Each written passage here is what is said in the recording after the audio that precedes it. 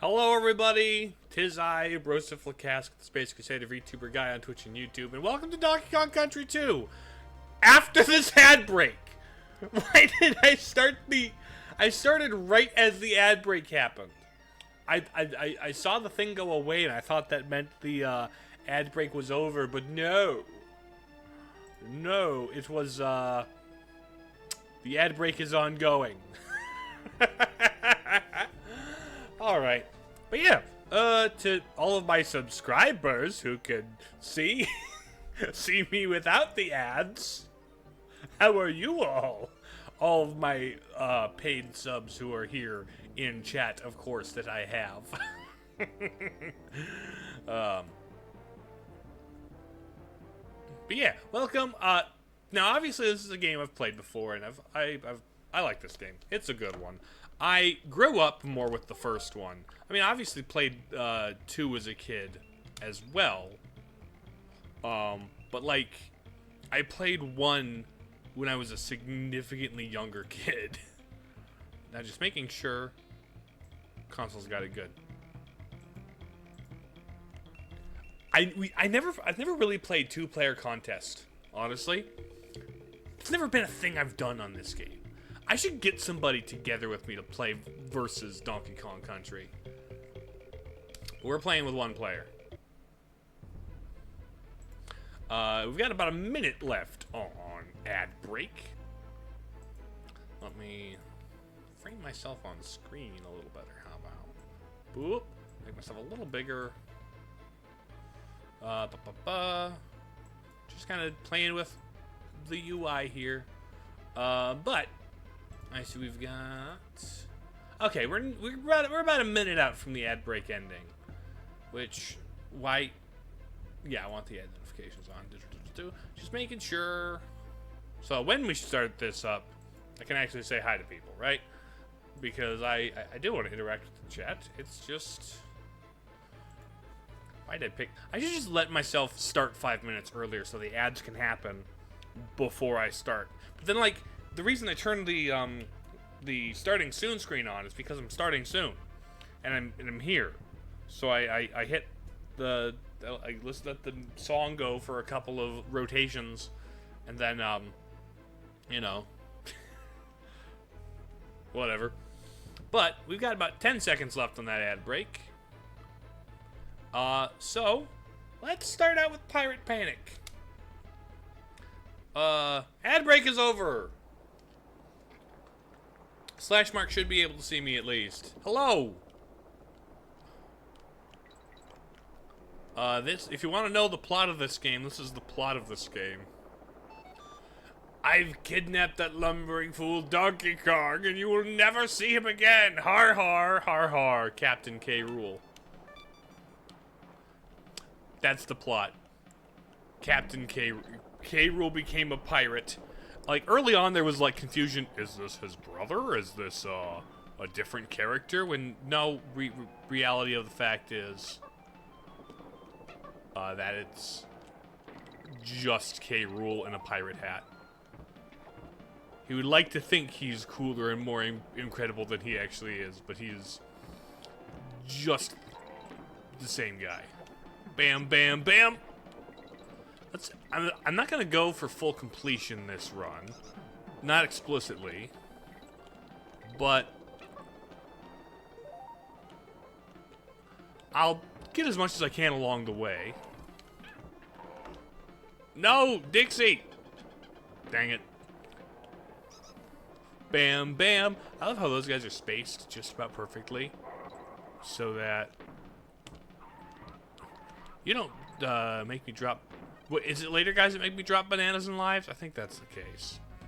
Find the token! It's just like basic platforming. 504 hours. You're concerned for your brother. He has 504 hours of the game. How long has he had the game? Is the real question. Because if he's had it for, you know, the same amount of time? I don't think it's. I don't know. Like, it's a online game. It's the kind of game that, like, really encourages. Ami! Guess whose professor is sick? Based on that answer, I'd have to guess you, but hello. Thank you.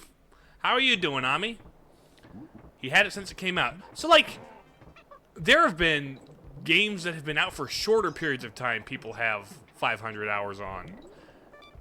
I don't think that's that abnormal of amount of a time to have on a game when it's like, you know, a year or two old. You're doing well? Good to hear. Always good to hear. This is bonk, bonk, bonk, bonk, bonk, bonk. Oh, so satisfying. Oh, so satisfying. Yes, it's good to hear people are doing well. I don't know. I didn't really have anything planned for today, so I'm like, you know what? I'm not in the middle of something, and I don't feel like starting something, at least not before October really kicks into gear, you know? Just kind of monkeying around, indeed.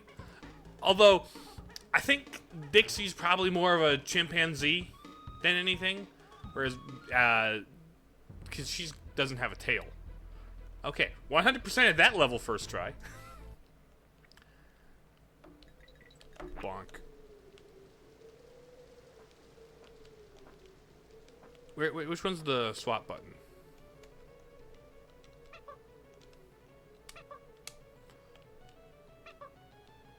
Dixie.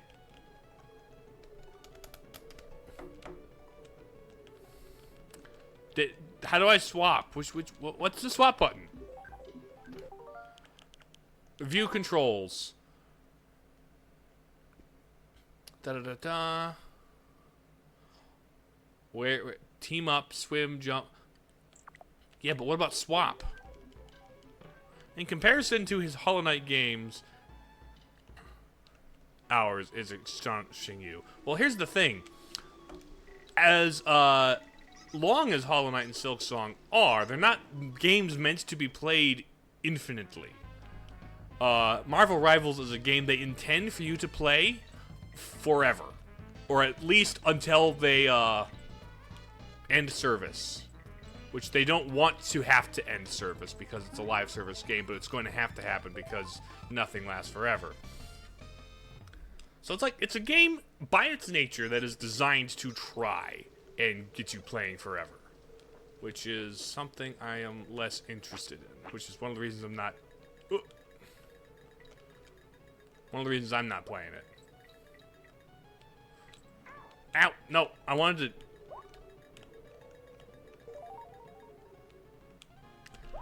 to jump off. Dang it. Oh well. But no, I didn't like... This game is one that I played, but like, I got it significantly later than DKC 1. Like, Donkey Kong Country 1, that was one of my earliest core gaming memories, you know? Whereas this, it was one that we got significantly later. Jarvis, hello! Your favorite game that you've never beaten. It's an excellent game. It's a good one. Welcome. How are you doing?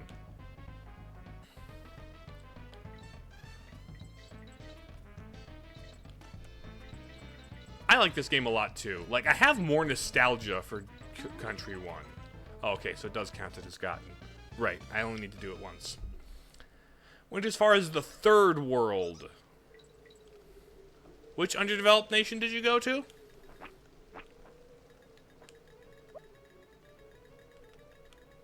Was it the swamp one?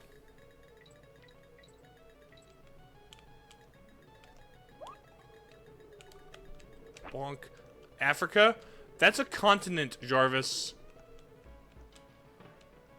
Now, that is a continent that does house a couple of what are categorized as third world countries, but the continent itself is not a third world country. The swamps of Africa. You know, typically, you don't, like, think of... Excuse me. Pardon me. But, like, when you think of Africa, you don't often think of swampy locations. But I don't doubt that there's got to be some signature swampy areas there. It's just not as ingrained in pop culture, you know? I wonder what the biggest swamp in Africa is.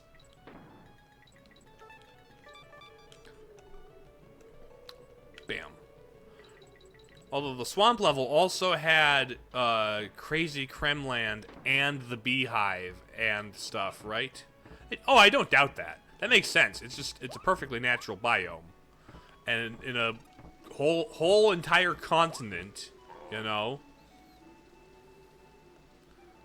it makes sense for a continent to have a good collection of individual biomes, you know?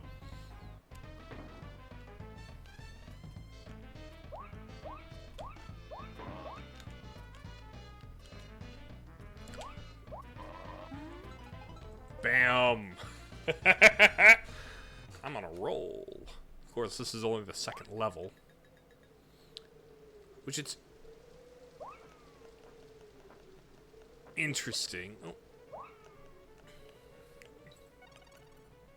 Conga. Oh, shoot. I keep forgetting it's not jump again, it's the roll button. Yeet. Oh, it's select that swaps them, isn't it? It's best Donkey Kong? I don't know if I'm like willing to say that statement directly, but I do understand it and agree with the mindset. It is an excellent game. I have too much nostalgia for DKC1. I also really enjoyed the ones made by Retro, but like, favorite game of all time, you're a little biased. You know what? At least you acknowledge the bias. And just because it's biased doesn't mean you're not onto something. You're biased for a reason. You know? Bonk. Life. Let's go. 2 levels in. Now, did I 100% that one? I think I did. Yeah, I did. Here's Cranky Kong. I only get hints from you, don't I? Gangplank Galley. Pirate. This is like, is this supposed to be the same ship as Gangplank Galley in Donkey Kong Country 1? Because this is way bigger than the ship we fought K. Rool on initially. There's like way more going on. Oh, that was easy. Like, I always intuited that, like, yeah, this is supposed to be the same ship as Donkey Kong Country 1. But, like, how soon after Donkey Kong Country 1 did this happen? When did they, you know... Did they go, like, immediately from the ship to... Did Donkey Kong get, like, kidnapped at the end of Donkey Kong Country 1? Or is this, like, there's, like, a time skip and they came back to the ship, but then... The pirates who were here left the ship here? Because this is like docked just off Crocodile Isle. Like, I'm asking lore questions that have no answers here, but like, did Diddy and Dixie stow away on the ship and that's why they're on here and that's the starting world? Or what's going on? Oh. Life. Get yeeted. The manual says there's a time passes. That makes sense. I never had the manuals for these games. I always got them secondhand. Like, there's only a small handful of games we had that were, like, the original in the box. Otherwise, it was a lot of secondhand. Diddy and Trixie followed them to Crocodile Isle. I assume you know her name, and that was just a misspell or something, or an autocorrect issue. I choose to believe you're a more learned gamer than that, Father Evan. How's everyone? I'm doing alright, Widow J. And seems like people in chat are... Invincibility. Gee, I am...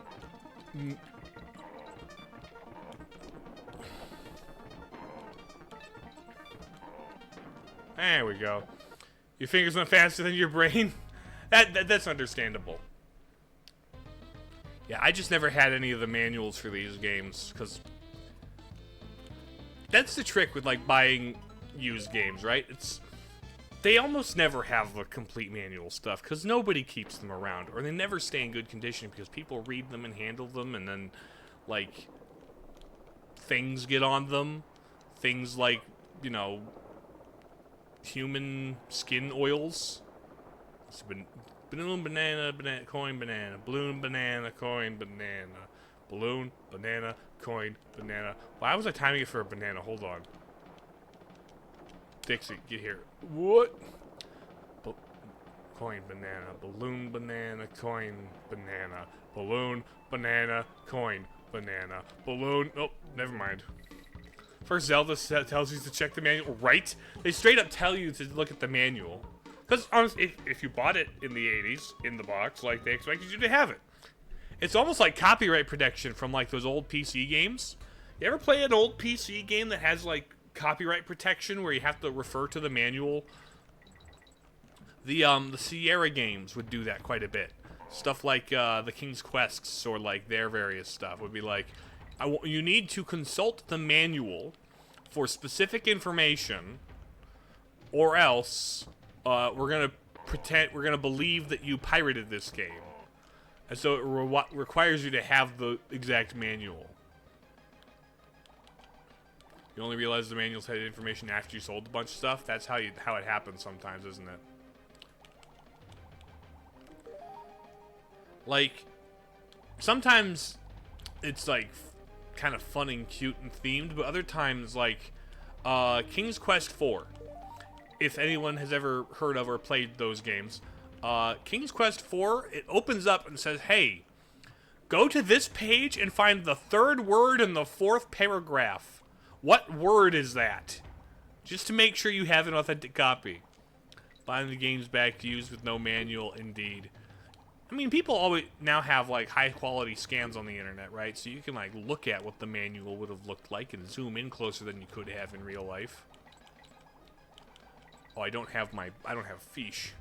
I don't have fish. Where was fish here? Oh, lockjaw, excuse me. Boom. Where was your that was a lack of sound effects. There's a game that straight up puts the password on the manual. You can't progress without it. Oh, there was an NES game. That, like, you had to... The game came with a letter. And, like, part of the puzzle was, like, the actual IRL letter. You had to, like, submerge it in water to have the invisible ink appear. And that's kind of crazy to me, because, like, here, the one thing that'll help you progress is you gotta destroy this page of the manual, essentially. Which is nuts. I think that game is it, Star Tropics? Star Tropics, that's what it was. But yeah, that's also now on NSO, and I kind of want to play Star Tropics, because it's, like, one of those, it's a game made by Nintendo that nobody ever acknowledges. But it's like an adventure game. It's like puzzly. Like, I haven't played it before.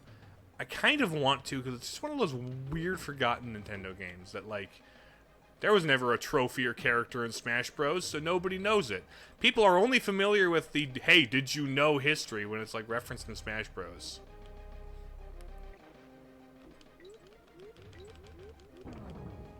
Give me that balloon. Star Tropics is on NSO since when? It's been there for a while. Here. Create, suspend. Boom.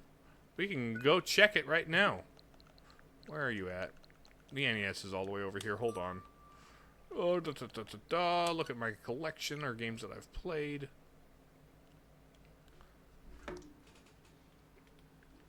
I'm pretty sure it's there. I remember starting it up a little bit. Or maybe it was something else. Also, Star Tropics got a sequel that isn't on NSO, and I don't know why. There's so many games that aren't on NSO, and I don't know why they're not. But there it is! Boom! Star Tropics! Yeah, I played it for like 12 minutes for a bit. Indeed. Don't know how they expect you to proceed without the map, or maybe they just trust that you're gonna look online to follow a guide. You're more of a Crystallis guy yourself. That's more RPG-y, right? Load, suspend point, boom. Oop. Pardon me. Ah, that's funny. That was lame, but that was also funny. Just the timing of like, oh, I lost my guy. Well, I can go back and grab a barrel. Oh wait, I lost my guy to the exact same guy. That's funny.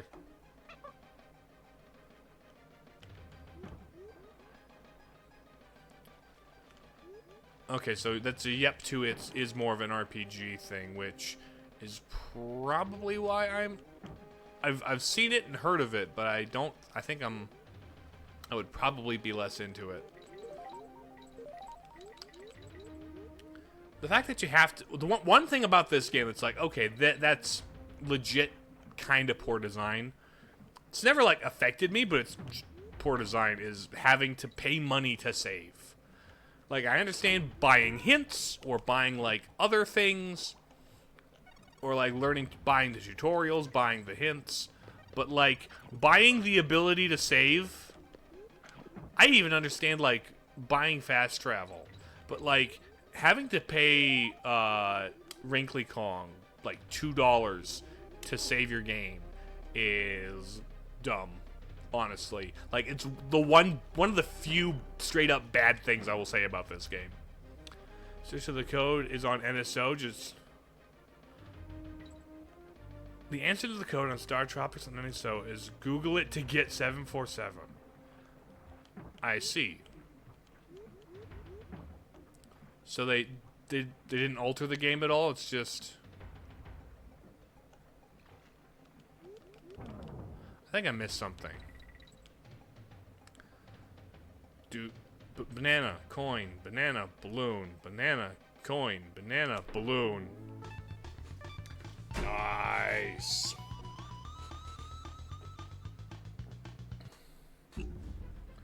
Okay. Oh yeah, I didn't get the coin. Swanky's bonus bonanza. Hi, Swanky Kong. Swanky swag. Let's play some Swanky swag. What's your name? Oh, gee. Stinky Kong. You're Stinky Kong. Swanky Kong. First enemy you see in the game is a furry rat, a scaly crocodile, and ugly earthworm. That's an earthworm Jim Jab, isn't it? You might play it to see how they go about it. Star Tropics, you mean? I might play it at some point. Gangplank Galleon. But yeah, playing the mini games costing money, that's completely understandable. I get that. Top sale trouble. I'm as much as they've added to NSO, I'm still very displeased with the current status and current rate of NSO updates, you know? I think like Star Tropics has a sequel, one that nobody knows about, and I think it only released in America. But, like, also, why aren't you putting that on NSO? I think it's called, like, Legend of Xanadu or something like that. I don't know. But, like, it has a sequel, and they've had several years to put that ROM in the emulator. It's literally just a ROM and an emulator, and it's an NES game. They're, like, the easiest things to emulate. I don't know why Nintendo hasn't done that. There's actually a bunch of, like, the black box NES games that, like, were there at the launch of the NES.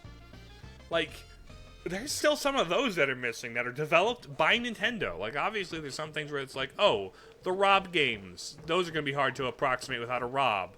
Oh, the light gun games, those are going to be hard to approximate without a light gun. But, like, there's a couple sports games still missing, and, like, why did it take years for them to add Donkey Kong Jr. math? You know, stuff like that. That I'm just, like, genuinely rather displeased about. It's like, why? Why are you like this? Why are you so stingy about just games that should have been there on day one, frankly?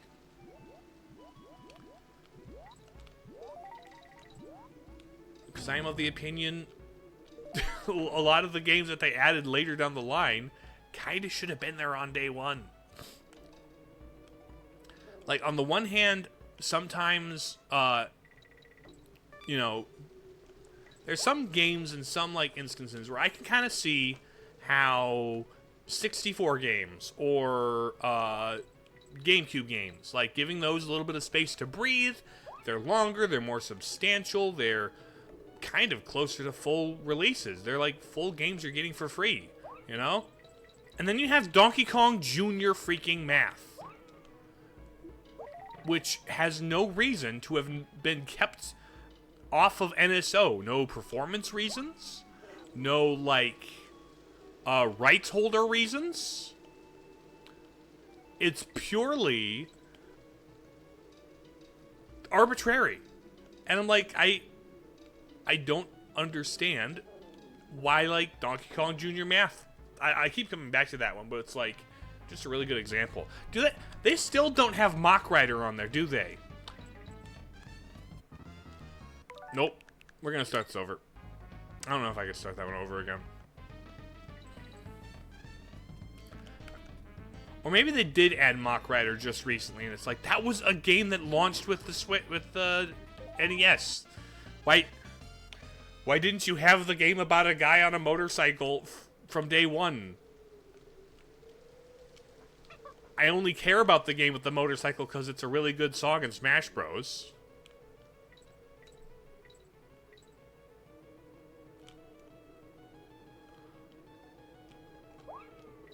Donkey Kong Jr. Math is the best game of all time.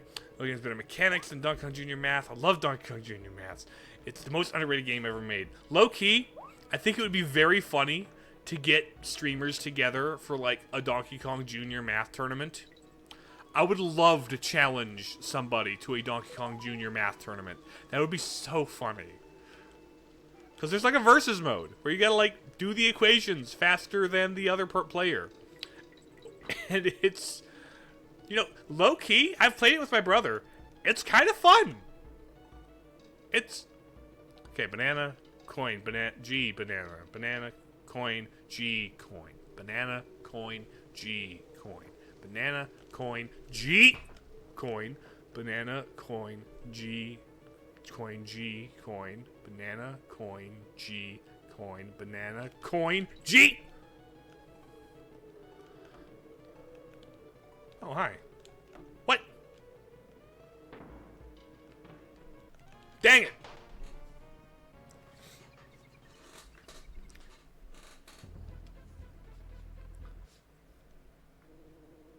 But no, I think, like, there's plenty of NES games and Super Nintendo games where it's like, you know how they have the NES, like, tournament thing, the Nintendo tournament, like, collection, which has, like, a bunch of mini challenges or whatever, championship edition or whatever.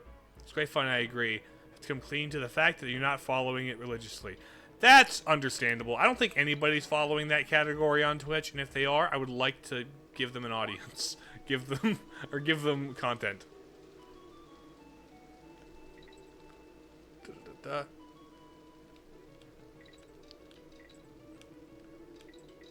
Yeah. Okay, hold on. Coin, banana, coin, G, coin, banana, coin, G. There we go. Oh, I forgot the N! No! I'm endless! I died for nothing. Ah, well. Where's the Donkey Kong Jr. Math remake? Are you gonna 102%? Not this playthrough. Maybe, I don't know. I don't know. Ow.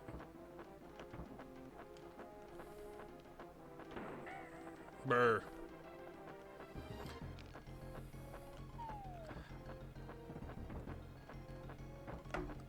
Maybe. Ah, shoot. I'm keyed into a couple circles. I could probably, like, say, hey, who's got a Switch and who wants to play Donkey Kong Jr. Math? Now, the people who are going to say yes to Donkey Kong Jr. Math, I don't know who would say yes to Donkey Kong Jr. Math. But I don't know if I'm afraid of those people or, like, really kind of into it, you know?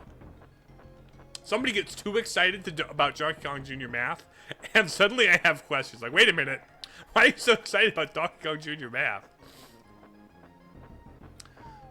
With someone else other than your inner self.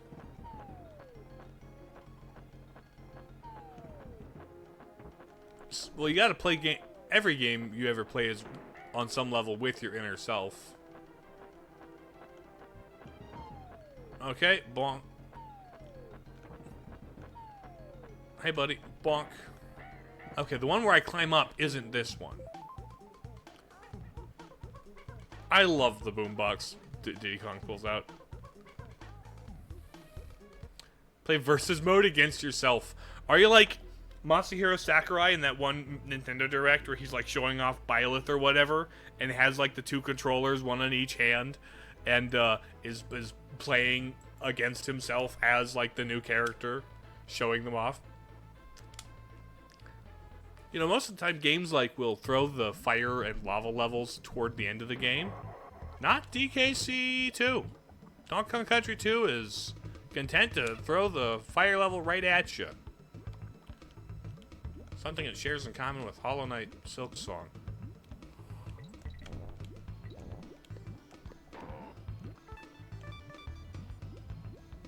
It's exactly how you function. Definitely trust. No cap for real. I see.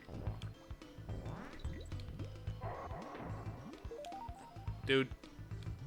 Have I mentioned this soundtrack is absolute peak and David Wise at his most magical?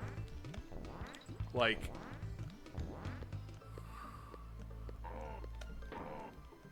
this soundtrack is so good.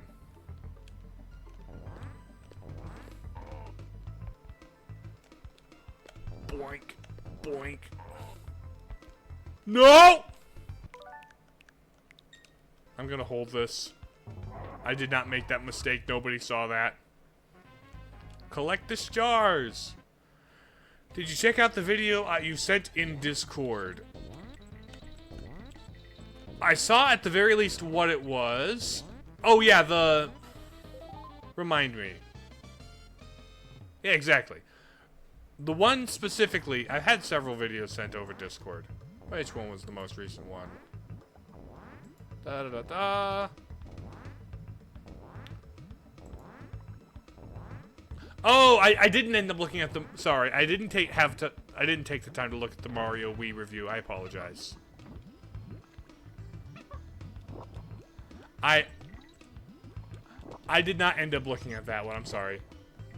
I saw it and I'm like, oh yeah, that's the one I'm gonna have to look at some point. And then I proceeded to not look at it because I was doing other things and being unfortunately busy. I apologize. It's alright. The dude just kind of complains about the game a little. Like, there's things to complain about with New Super Mario Bros. Wii. You could say that the focus on multiplayer kind of killed the level design. Like, it made everything a little spread out and too wide. You could complain about how really it doesn't innovate much from DS and just kind of like adds the Koopalings. And all the bosses are like weaker than the DS bosses because P.T. Piranha was in Mario New Soup DS. It's too difficult for him. That's all you remember. Gotcha. I find it very funny that New Super Mario Bros. Could be too difficult for somebody. Oh, motion controls is another thing you can complain about. You can complain about motion controls all day and I won't judge you.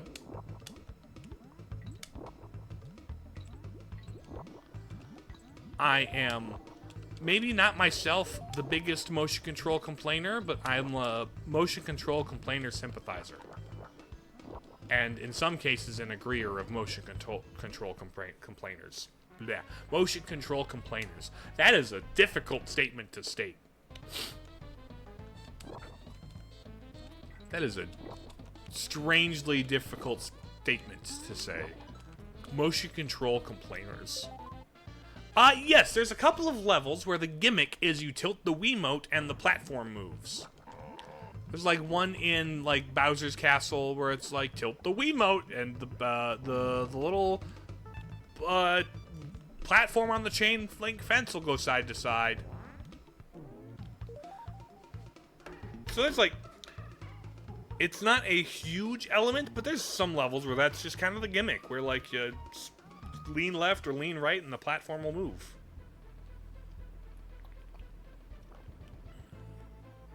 Oh, that's Clubba's kiosk, not a level.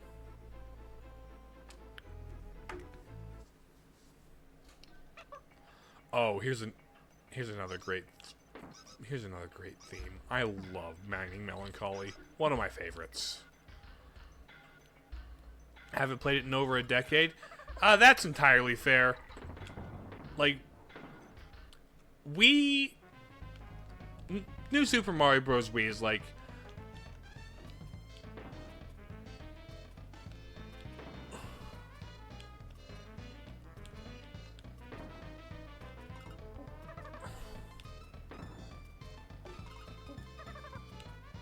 nice. Okay. Bang. It's like kind of just filler. It feels like filler Mario. It's solid Mario. It's a solid game, but like it's not standout Mario. You know? Like I have some amount of nostalgia for it, having played it with my siblings, but like it doesn't do anything that other games really haven't. Okay. It did multiplayer, which none of the other Mario games had done before. So I'll rescind that comment I was about to make. But like, it doesn't do anything other games haven't done better. You know, it's a Mario game in the bucket, right? The worlds are standard Mario worlds. You've got the fire and the water. It's like, haven't played Wonder, but at least that has like more characters and more like character to the world. It's probably like the most Mario game you could ever play in your life. You know? It wins the Mario game most likely to be a Mario game award.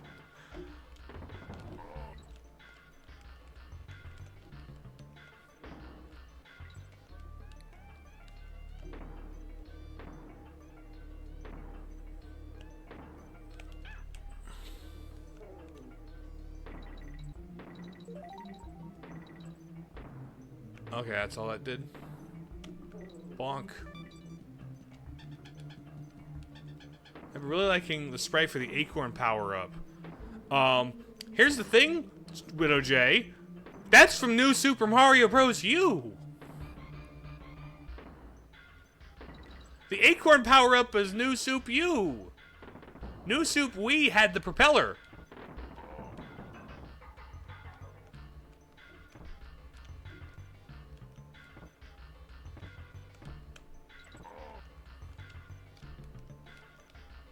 The propeller and the acorn look the same? What do you mean?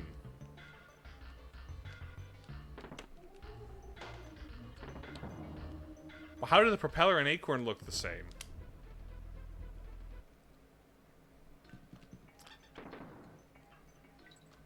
Because the signature new power-up of New Super Mario Bros. Wii is definitely the propeller. Oh, Wii and Wii U. Oh, sure. The biggest difference between them, like, when you think about them from, like, one's in HD, right? So things are slightly less blocky on a new display. But yeah, they are... All the new Super Mario games look incredibly similar. And I can't fault you for mixing them up.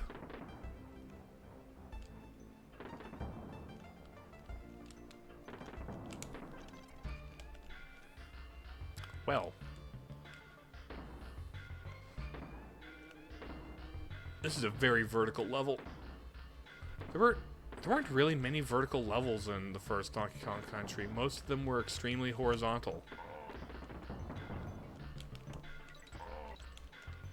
I think verticality was kind of a new thing for this one. I don't remember any vertical levels in the first one anyway.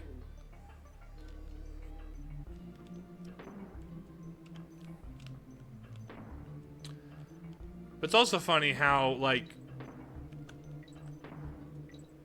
pretty much most of the new power-ups, all the HD pastry, I had nostalgia for the Wii U because you grind a 3D world so much. Gotcha. You are that much younger than me, aren't you?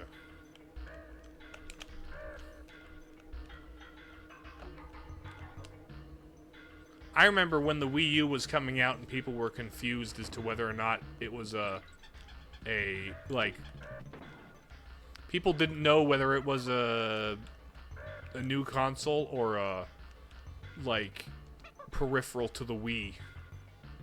It was a brief. I'm not a 70s kid. You're not an old man. Neither am I. Okay, old man, sure. I am. How do you kids say it?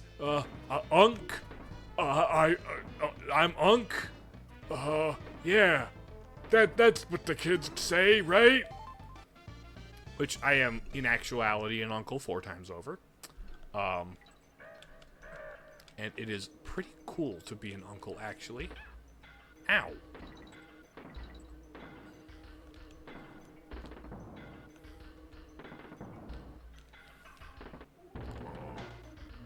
Seem older than your age, you get it? You're very wise. We'll call it that. We'll go with that, Jay. Can't fault you for liking games. Nope.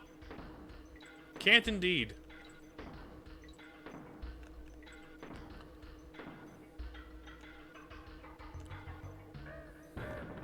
Although I will say, like, you have the zeal for Shadow of the Colossus that I've only seen in millennial non-Nintendo gamers. You're at least above the age of 2. I mean, what's wrong with being 2? Being 2's a good age to be when you're 2. There's nothing wrong. Being 2 doesn't imply anything wrong about you.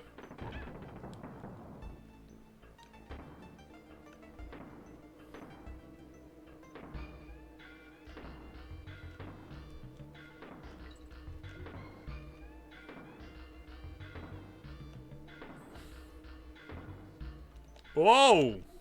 Dang it. I'll let it happen.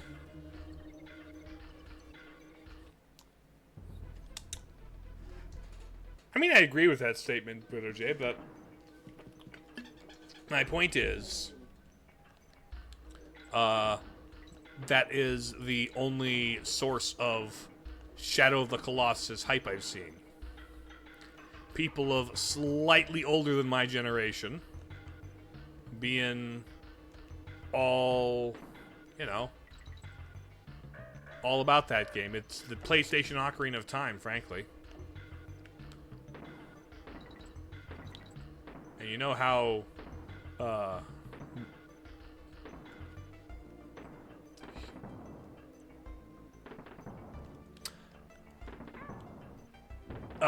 careful with how you phrase that, Jay, because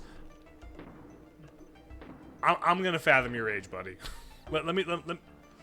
Actually, no, that sounds weird too.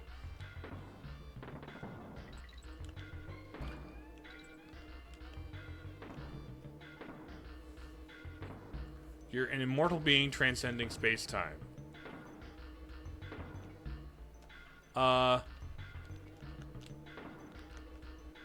Careful who you say that around, because we've got a game about Diddy Kong. Let's just say that.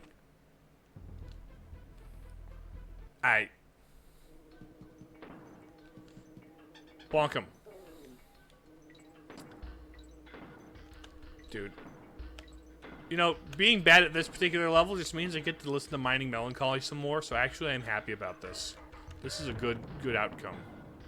Because this song is one of the best in the game, in my opinion. Like, obviously, you got Sticker Brush Symphony, and you've got, the other ones. Oh, the spooky one. The spooky one, people like the spooky one a lot.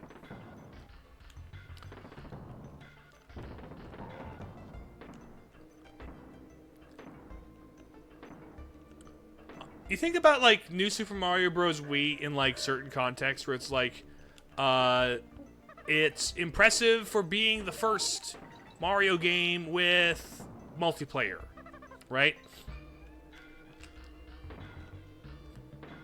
It's like, that was the thing that made it stand out before.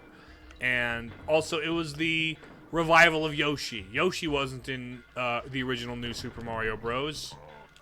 But they brought him back for that one. So, like, there are certainly distinguishing things New Super Mario Bros. Wii did that made it stand out at the time. But honestly, after New Super Mario Bros. U came out, really nothing. That also might have been the first time the Koopalings had been back since Mario World.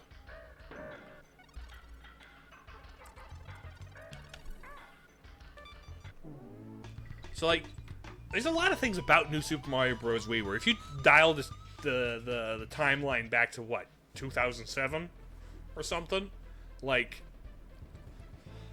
it stands out. My bro is a Yoshi fanatic. He owns a physical release of every Yoshi game we could get our hands on. Ooh. Is he gonna get the new one for Switch 2? It'll probably be good. Like, it looks fairly simple by game standards, but it's a Yoshi game.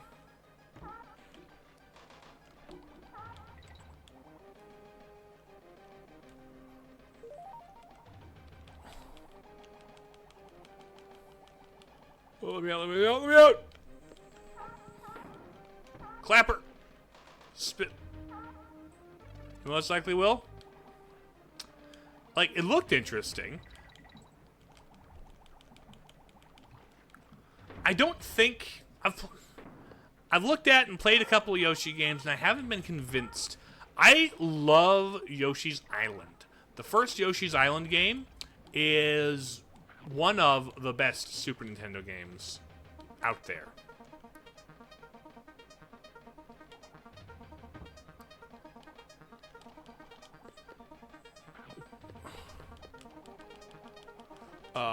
But Yoshi's New Island, I haven't played Yoshi's Island DS, but New Yoshi's Island doesn't look particularly. Yoshi's Story for 64, played a little bit of that. It's like, okay, this is very simplistic.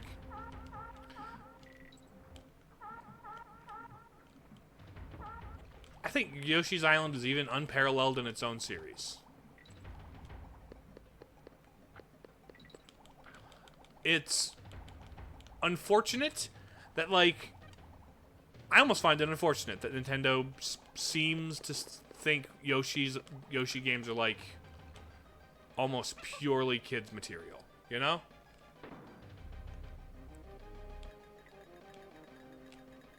Because they're a little too simplistic. Okay, I haven't played many of them, so I can't, like, honestly give definitive statements on, I don't like Yoshi's Woolly World, I think Yoshi's Crafted World is a dumb game, right? I'm just not, like, stoked to play them from either a, like, visual or gameplay or, like, world design or the music in Yoshi's Island is, like, leagues better than anything I've seen. Banana coin, banana boom, coin. And maybe that's just nostalgia. It could be nostalgia talking. There are times I think, were old game soundtracks better, Or am I just being nostalgic? But then I'll, like, discover a new soundtrack that I had never heard before anything from. And I will listen to it obsessively and be like, oh, no, they just objectively wrote things differently back in the day.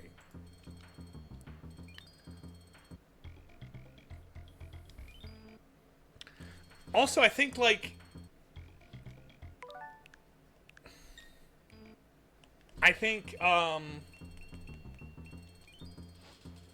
one thing about Yoshi's Island is I loved the very messy, kind of bold crayon color aesthetic. Yoshi's Island looked like a coloring book, right? In Super Nintendo form. It was really impressive. But then, like, with Yoshi's New Island, for example, they tried to bring back the crayon aesthetic, except the issue is it was on 3D models. And when you're just like, I did not like the 3D models. I get it, it's the 3DS, and you want to have something that can show off the depth of the 3DS, but like 3D models on a 2D plane is not my preferred aesthetic. Sometimes they make it work. Sometimes they make it work. A majority of the time it's just kind of bland and mediocre. What's that? Art, when it's done right, if could you would study it. Like, there's a sensibility to the Yoshi art style, which is very colorful and cheerful and fun, but there's something... The Super Nintendo game had this boldness of color. Whereas, like, when I look at Yoshi's New Island for 3DS, I see something with a lot more subdued pastel colors. You know?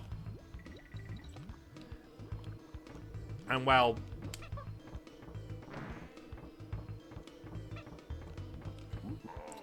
Which, I mean, that's an art style choice in its own right and can work.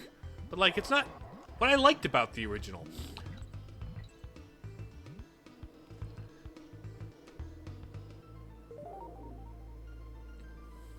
Honestly, Yoshi, if they made a Yoshi game that was fully hand animated in 2D, there's the game I want to play.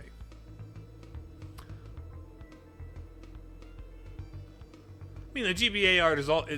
what is the Game Boy Advance but a tiny Super Nintendo with fewer buttons? You know?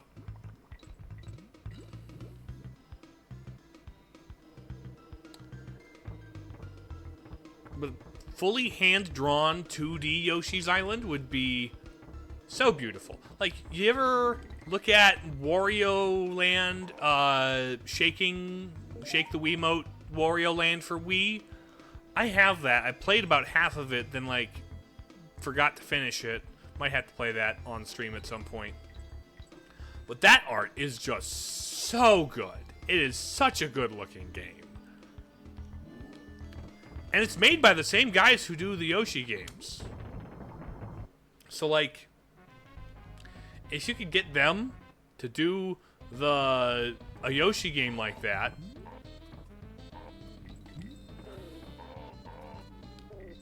that would be the dream.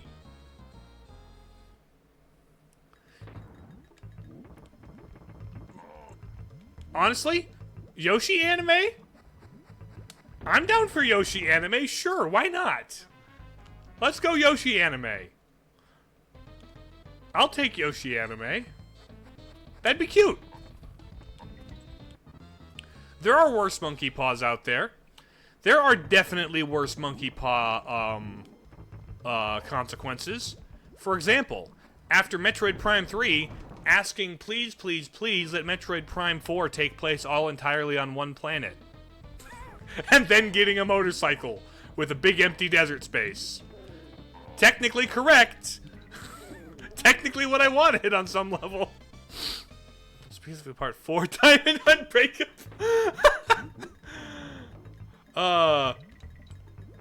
Yo-Yo's Bizarre Adventure.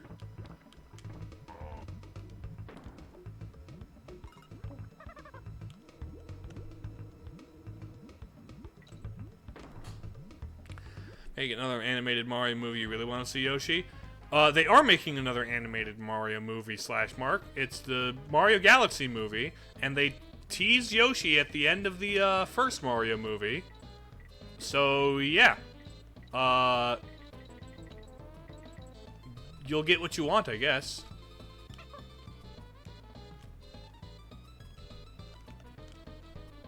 Okay.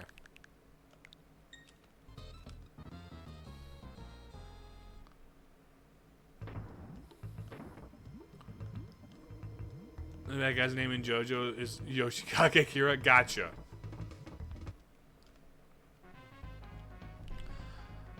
Well, it was in the last Nintendo Direct / Mark. It's the Mario Galaxy movie, which for the Mario Galaxy movie to have Yoshi, it also has to be the Mario Galaxy 2 Yoshi. Or 2 movie.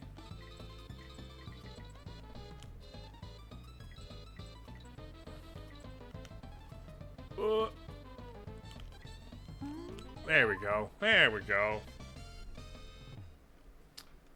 But yeah, I think the Mario 2 Galaxy movie is supposed to be out next year. So yeah, that'll be fun. Chris Pratt's so cool.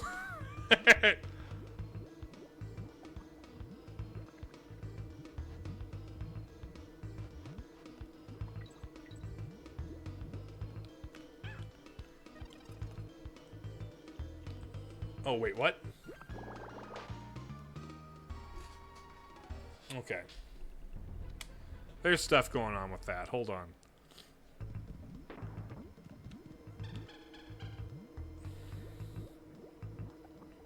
So we don't hit this bee.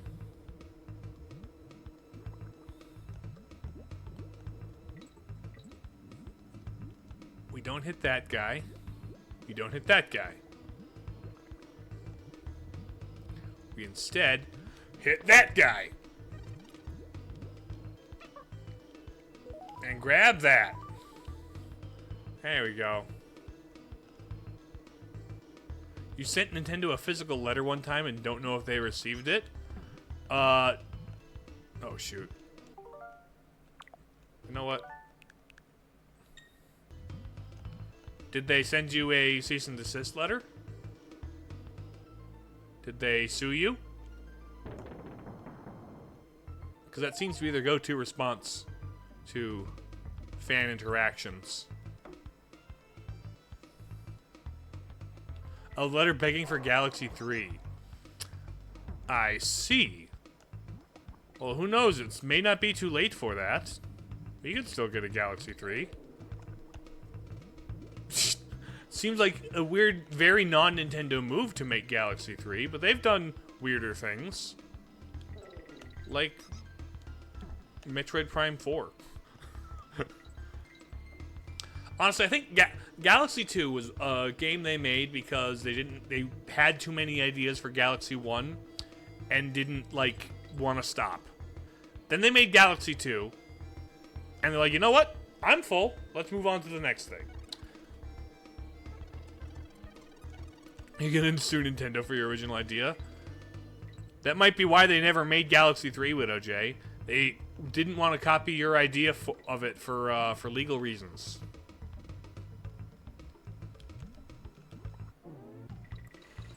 They're like legally obligated to not do what you sent them because you could sue them because you came up with the idea.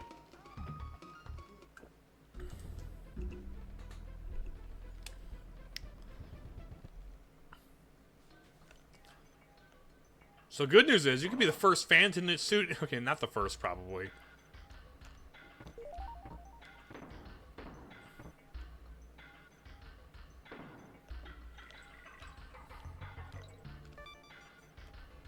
Oh, did I finish this level really fast? Oh, I did. Let's go speedrun tactics! Let's go speedrun tactics! We're in the middle of an ad break. And I'm about to head to Cleaver. I could... Let's go play Swanky's Bonus Bonanza. Cranky Challenge. Red Hot Head Hop. Indeed, it's a bonanza here. What is the name of this area of the island? Crocodile Cauldron. How many times did you have to hit the head of the giant bird to kill him? 4. Usually it's 3. Nintendo's going to sue... Nope, they'd have to sue Rare for taking the word bonanza. And technically... It's a bonanza, not bananza. See? It's a bonanza, not a bananza. There is a difference. One is a banana pun. The other one is kind of a banana pun if you slant rhyme. Lucky lava for 2 coins. What colors were the crocodile heads you jumped on? They were like green and brown. What is the extra lives balloon colored red worth? It's 1 life. Excluding the end of the area boss, how many levels were there in the first area of the island? 5? Nice! How many banana bunches would you have to collect to get next to life? 10. Where did the beetle level? Hold on. In the first area of the island. Oh, that's level 2. What is the name of Diddy's pointy-tailed girlfriend? It's not Trixie, Father Evan, it's Dixie. Going to sue Rare for the use of their logo and that banana. Oh, yeah. Boom. Okay, ad break's about over. So let's go to the boss.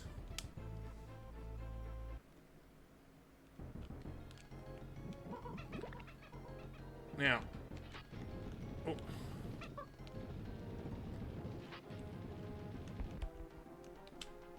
Plonk.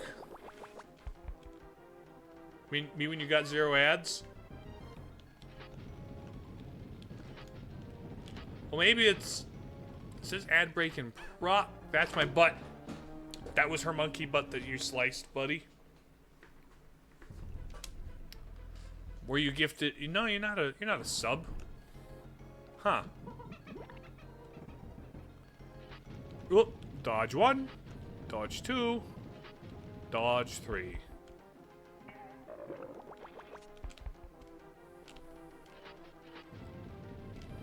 There we go. Yeet. Donk.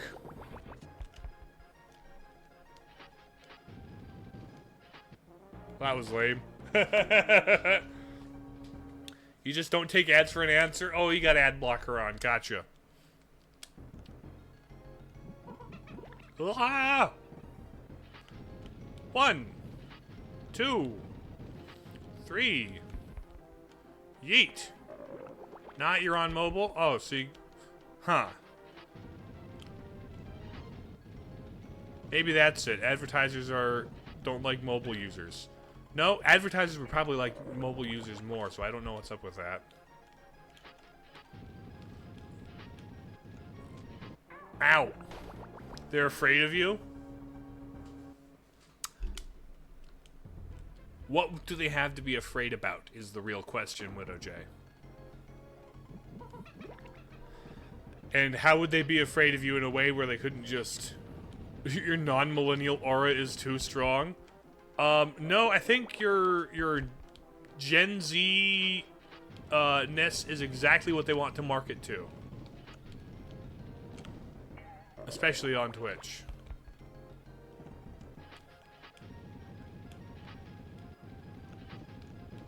No! Yeet. Ah, shoot. Little did they know that you're Wolverine. Star of the hit, not released yet, Insomniac game Wolverine.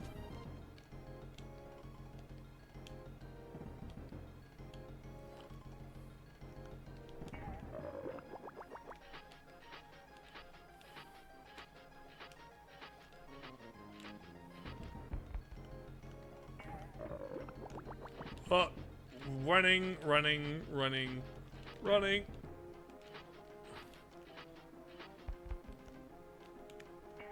There we go. Start of the hit X-Men film, X-Men Origins Wolverine. What are you talking about, Widow J? The best film ever created, for real, for real. That movie doesn't exist, Widow J. I don't know what you're talking about. There's no such movie.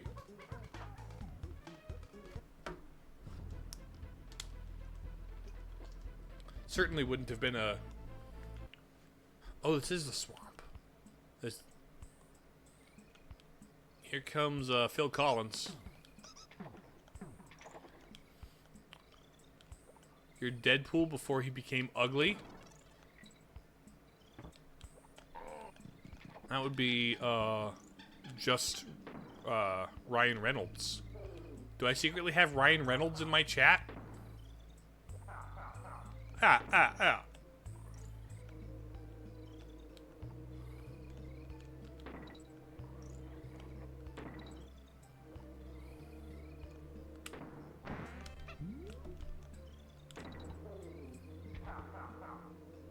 Bees! That cloak is full of bees! Phil Collins. If you listen to the beat of this song, it sounds like In the Air Tonight by Phil Collins. Like, you listen to the drum part.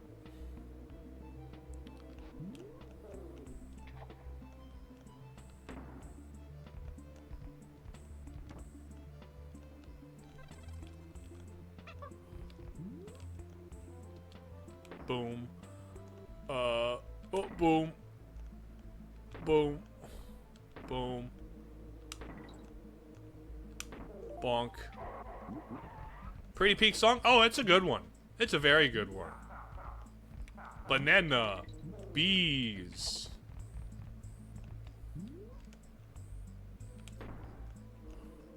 Bam. Boom. Bees. Bonk, bonk, bonk. Bees. Bonk, bonk, bonk. Bees. Give me that DK coin. 1, 2, 3. We follow you this away to where you throw that, and boom, up we go.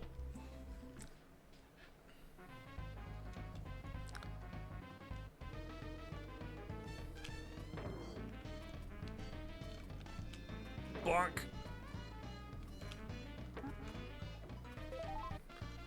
Wasn't aware that that you played music. Well, no, you do play music. Never mind. You were working on trying to transcribe my music at one point. But, I wasn't aware your dad had a band. A country band, furthermore. That's pretty cool.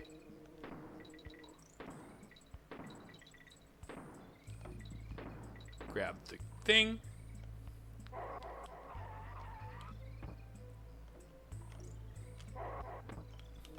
Music and musicians are cool. Bonk it. Ah. Bees. Right, you did. I just never got to see the finished result, I guess. Because the project fell through. Which is whatever.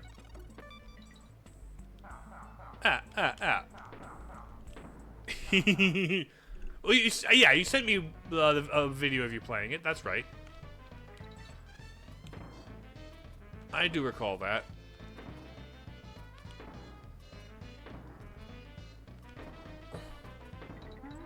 There we go. Okay, it still is okay. I forgot all the details. It's been a bit since it happened. Oh, banana. Okay, neat.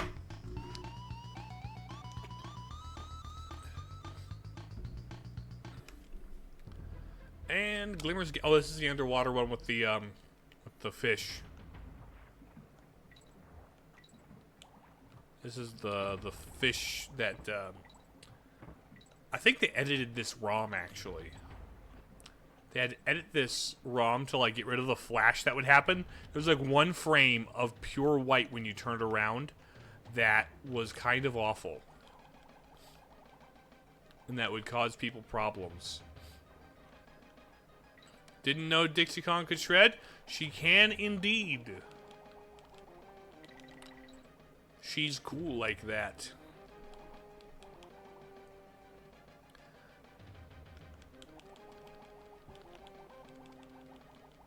I believe, did you say Dixie? You meant Trixie. Well, I am unfamiliar with Trixie Kong, frankly. That is not a character I am familiar with. Must be a spoiler from Bonanza or something, because I don't know who Trixie Kong is.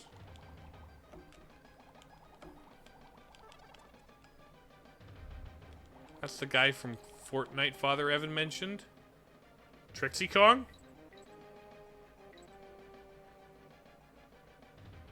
I'm confused. I don't recall Father Evan bringing up anything about Fortnite ever.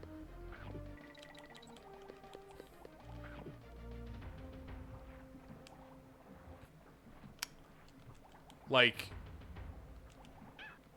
I know they put the K-pop Demon Hunters in Fortnite.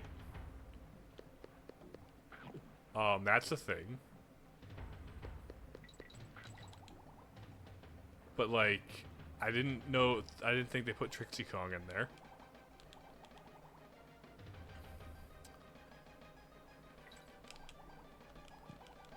You can't let me confuse you?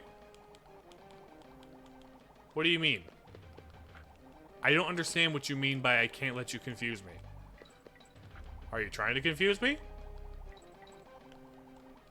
I don't know what you're talking about, man.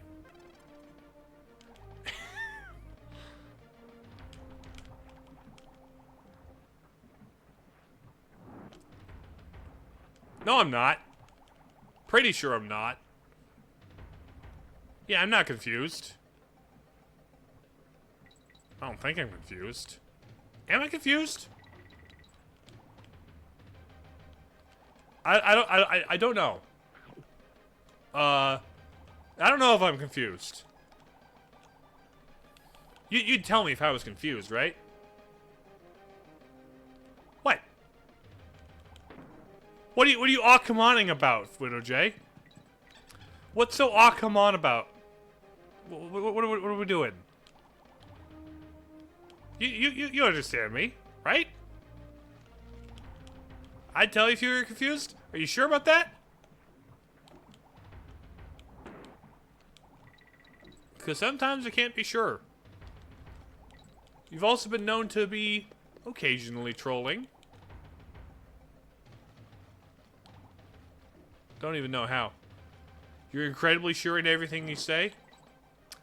Are you certain of how unserious you're being when you say something unserious? Because you can be certainly confusing.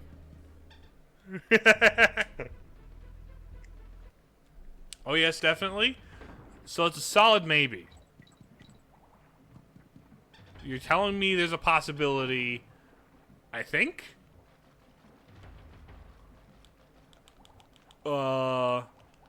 You're unclear in your wording.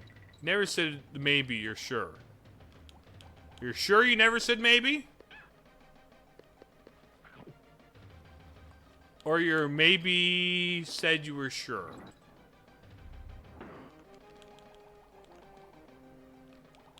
It's one of those. Right? It's one of those two options.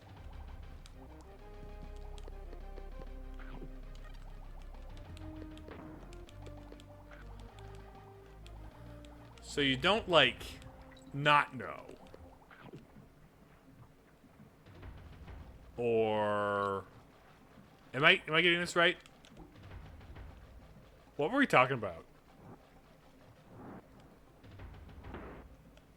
You were confused about something and I was clarifying, right? That's how it was. One of those, we try to solve it ourselves, remember? Show your work. here's a maze. They dropped me into a maze. You're never confused? You may be mistaken on that point.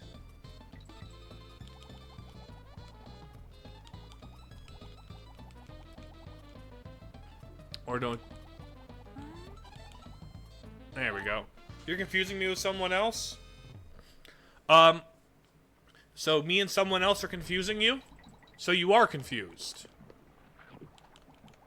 You are being confused by me and somebody else. Me, with the help of somebody else, is confusing you.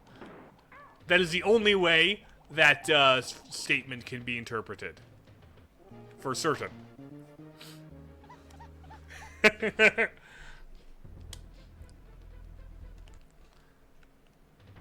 Because that makes sense.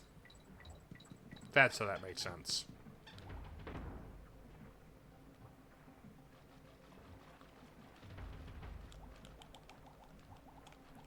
I don't know if I'll get to the end in this stream. This game is a bit harder than the first one. I forget if I managed to get the first one in one stream either.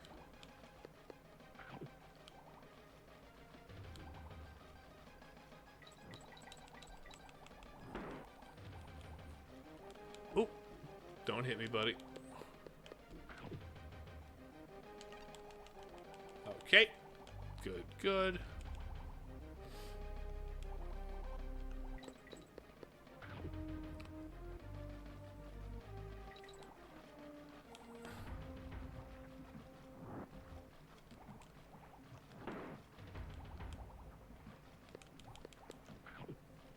There we go. Ouchie.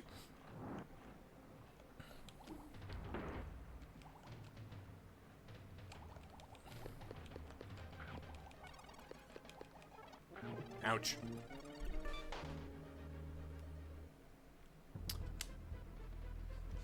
Duh.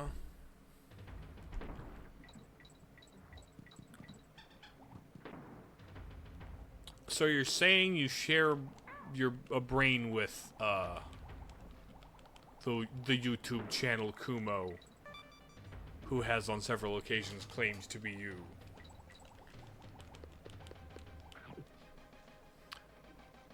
Your lore has become confusing. You have confused yourself. And by that I mean you have overly complicated.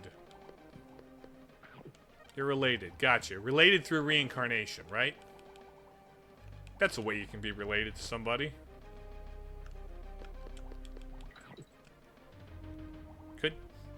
Could you say that, yeah, I'm a relative of the person I was reincarnated from? I'm not familiar with the formalities of reincarnation. It isn't a real thing that exists, like, so... Like, your past lives, in that way, could they be considered related?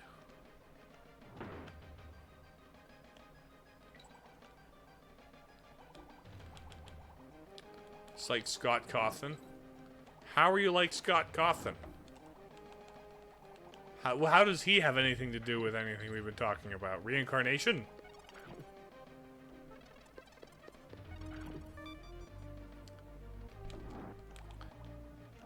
Can't be too clear about anything, or that's not fun. I think I disagree with that statement in principle. You need to be clear on certain grounds in order to make the unclarities interesting and fun. Reveal the lore in the weirdest ways ever? Sure.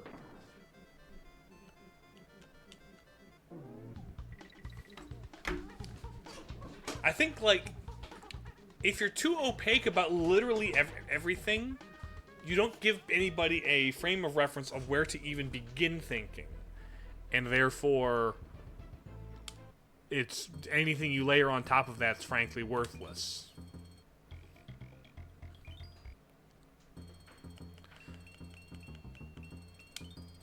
You know?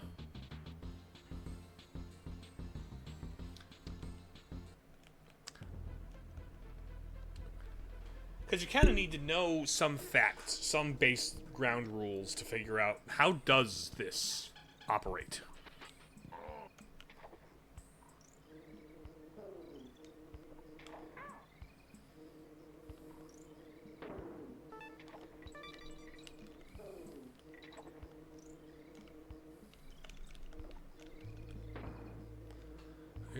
You can be clear when you want to. If you do that, people can't see me, but they... Let me be clear about yourself. You're not a cat.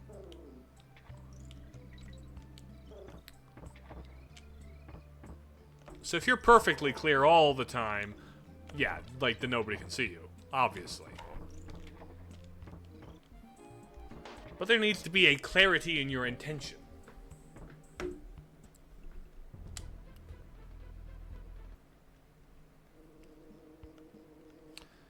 You need to know that things make sense, right?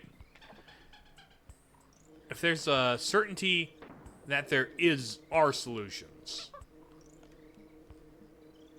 and that the solutions follow some amount of logic.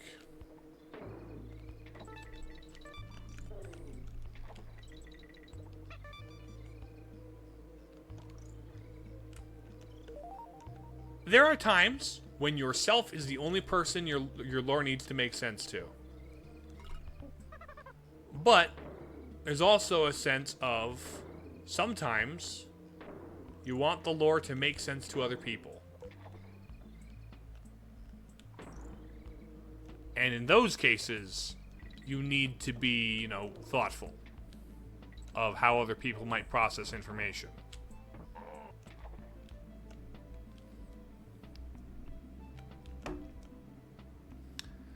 You know, the question of, like, lore, having lore, you know? As a VTuber, that is. A great many, you know, have lore and theming and let people theorize and stuff, and it's neat. But, like, I don't know if that's me. Like, I have a cool design that's, like, well, I like to think it's cool, not to toot my own horn or anything, but, like, it's the kind of design people would expect to have lore or something. You couldn't care less about lore. That's the bit. Gotcha. So, like, your whole lore bit, your entire, like, lore thing is like, there is no lore. But if you're outwardly like, no, there's no lore, don't look into it, and then you look into it, and there's, like, secret lore. Like, super secret lore. Lore so secret, you tell people there's no lore. There's an appeal in that, too, of course.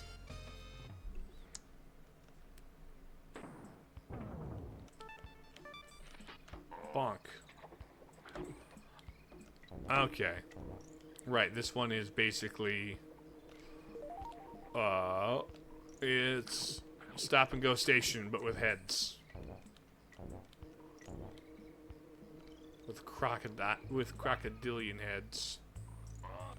You know, those guys that climb the vines, I always thought their bandana was like hair.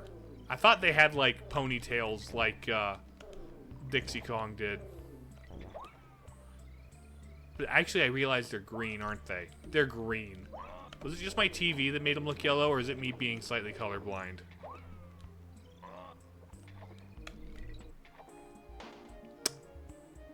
Well. Don't want to buy a whole website to tell people it's your cat?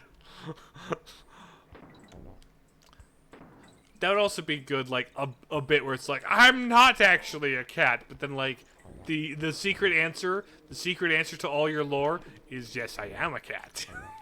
It's like, that's an anticlimax. It's not like you're, secretly a serial killer behind murders from the 1970s, or, you're secretly, like, a hyper-powerful demon god dimension creature. No. My secret deep lore, I am cat.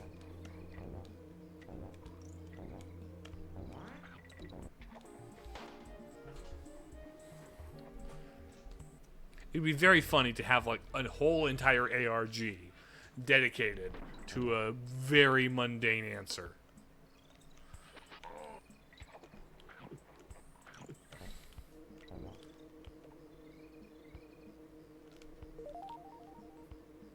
Huh. Bonk. It's a funny bit you jot down in your 10,000 page mental notebook. That's a lot of storage space, buddy. That's a lot of storage space on your drive there.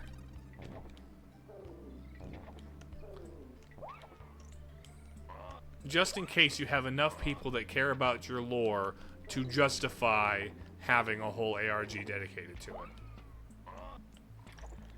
Like, there's a level of, if you build it, the audience will come, but like, there's also an element of, why build something if you can't trust the audience to find it and care? Banana, banana, banana, G. 2, 3, G. 1, 2, 3, G.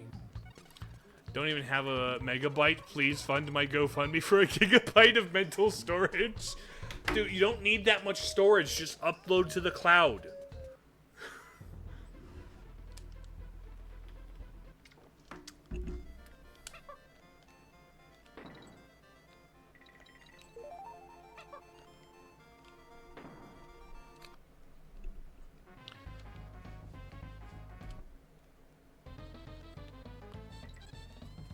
I'm not entirely sure what you mean by that, Jay, but I'll trust it, I guess.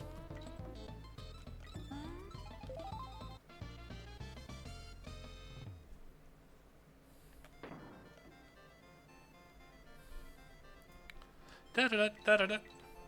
It's a South Park reference. Okay. I have not watched much South Park.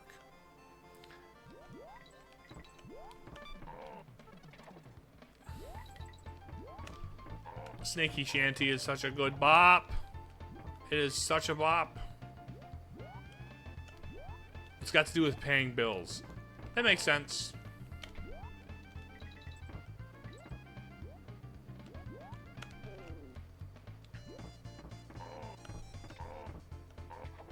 About as much sense as anything in South Park makes, I guess.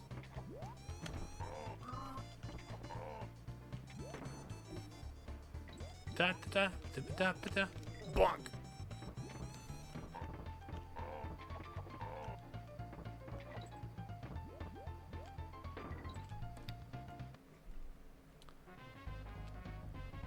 Like, I've seen a couple episodes of South Park, but it's never been like one that I'm specifically interested in. It's got its bits for sure. And I do kind of appreciate that it's not,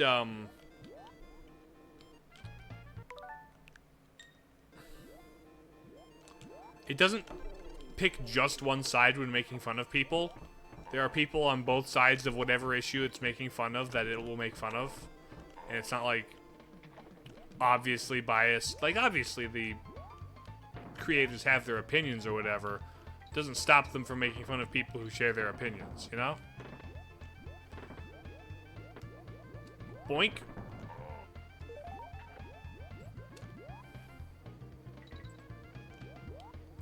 Do do do do do do do do do. Boo boo. Do do do do do do do. This is such a good song.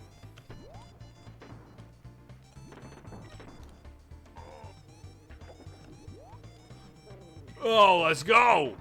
Whoa, shoot. If you were to take anything I said with...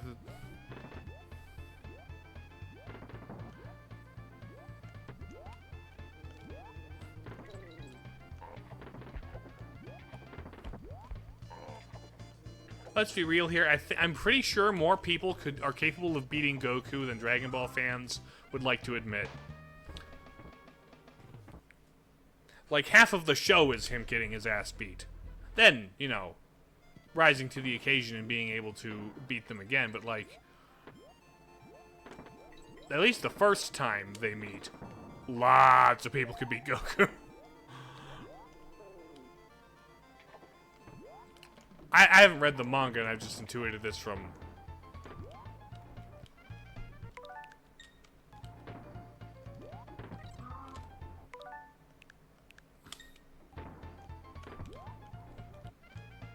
Dang it.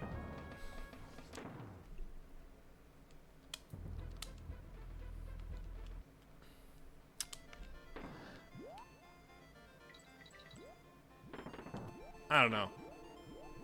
Maybe I've brought this up before, but like, while we're... Why is the water green? Why is the sky green? Hold on. I haven't thought about this. Why is everything green in this level? Obviously Snake, but like... It's just kind of the cringe to see fans get mad at each other because my character could be your character. I agree. And I think, like, altogether too often, context is completely ignored for the sake of feats. Like, this person did this thing, right? But just because you've done a thing doesn't mean you can do a thing. You know? It's not the sea, it's Mountain Dew. I didn't know Captain K. Rool was a gamer like that.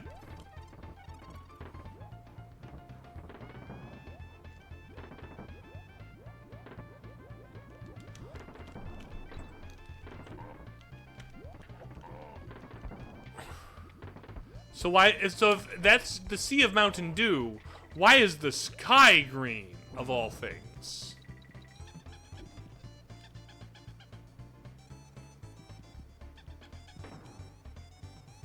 K. Rool has a gamer chair with a laser. That he does! We'll take the money, I guess. He does. He had that by 64 anyway.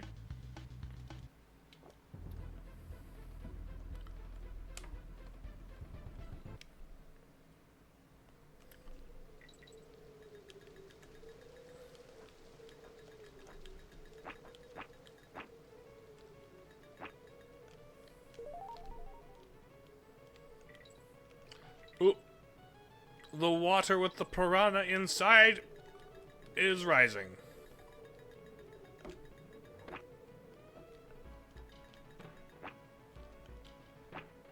Because the sky reflects the Mountain Dew. I see.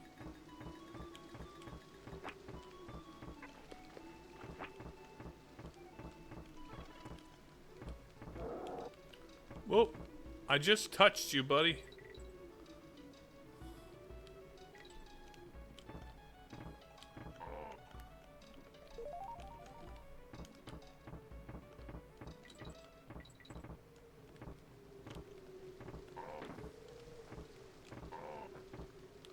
Come on. Oh, dang it.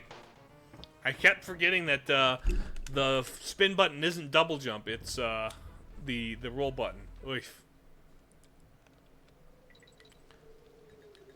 Like, this kind of green kind of makes sense. It's like storm clouds, and storm clouds have those, that kind of gross gray green sometimes.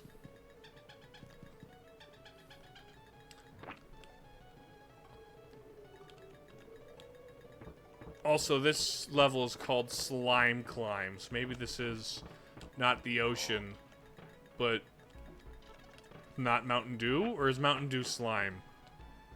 Or is this just like 20... What year did slime videos start taking over YouTube? I forget. It was like when I was in college.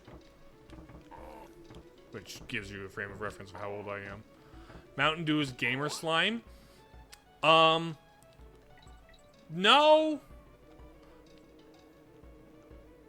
There are almost certainly varieties of gamer slime that aren't Mountain Dew.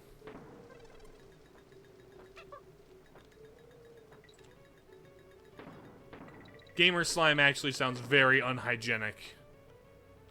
Like...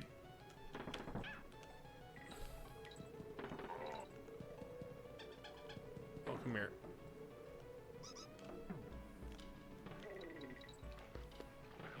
Oh!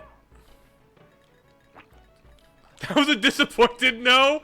Like, I wish, Gamer Slime was as innocent as just being Mountain Dew, buddy. But gamers are a greasy kind. I say this as one. But look at the sea, it's fizzy? having bubbles in it is not the same as being fizzy. The regular ocean has fizz in it, but that's fish poops. That's fish poop fizz, not Mountain Dew fizz. Which you might ask, what's the difference? And you know what? You might be onto something.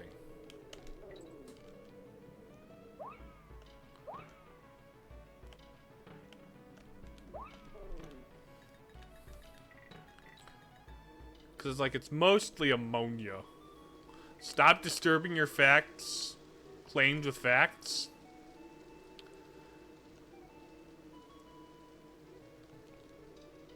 Oh, come on. There was I think it was started on TikTok.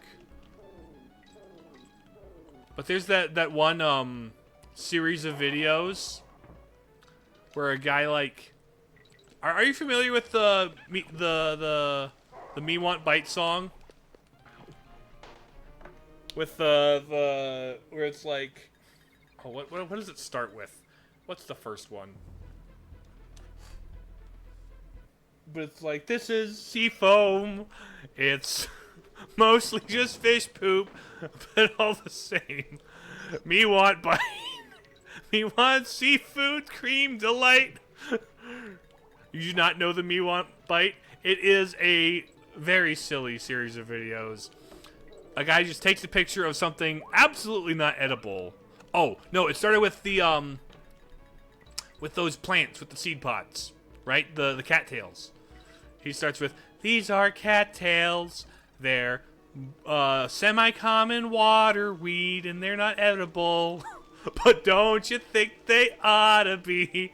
They got these clustered pods of highly compressed seedlings that explode rapidly on impact, so they're not that good for eating. But all the same, me want bite. Me want water corn dog delight. Me want deep fried. Me think water Twinkie nice. Like I didn't watch it on TikTok. I've seen them on YouTube, but I think they started on TikTok. And it's just a guy with the guitar who's like singing this stupid song about wanting to eat things that should not be eaten.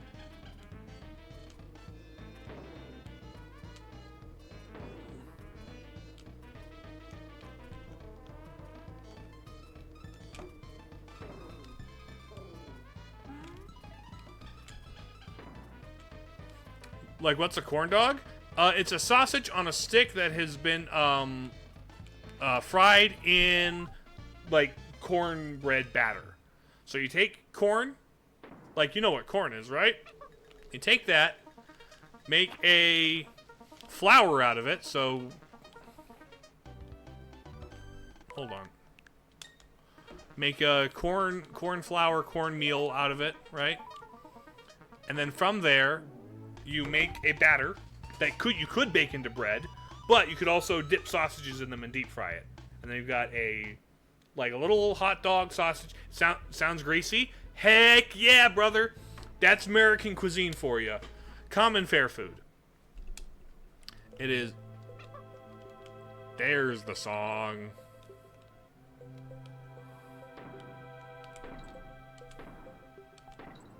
There's the crown jewel of the soundtrack. Boom. So yeah, they're basically just a hot dog in corn bread batter. Good stuff. Can't we travel to America and not realize the leftover culture? What do you mean the leftover culture?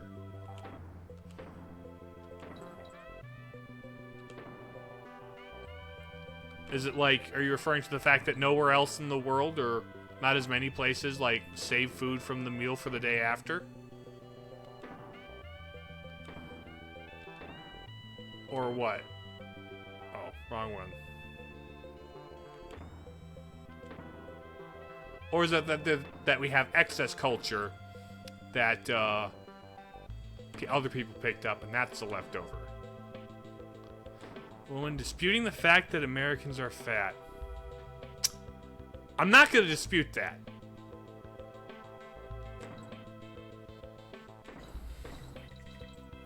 That does not seem like a claim that can easily be disputed, frankly.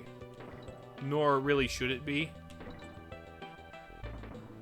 Sounds like somebody has a skill issue and is in denial about it.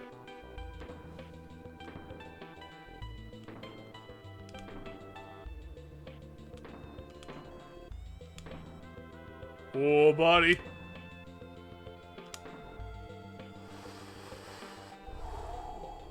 Okay. Said that the reason portion sizes are bigger over there than here is because you have leftover culture. Huh. Sure?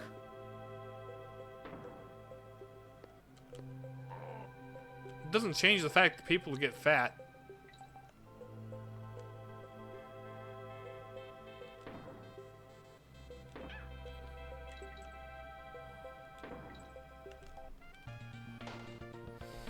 Good evening, Face Melter. Welcome. We made it to Bramble Blast and DKC2.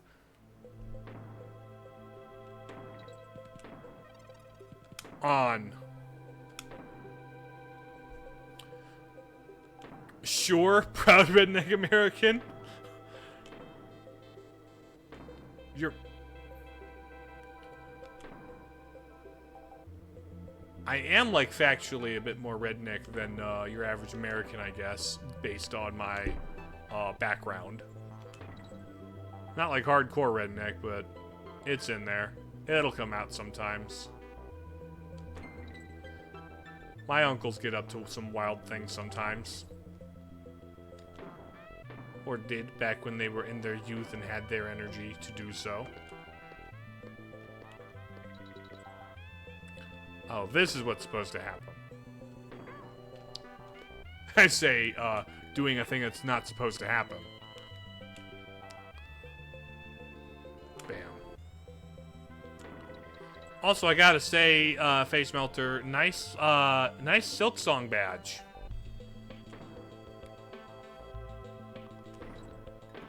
Did you have to play Silk Song on stream or something?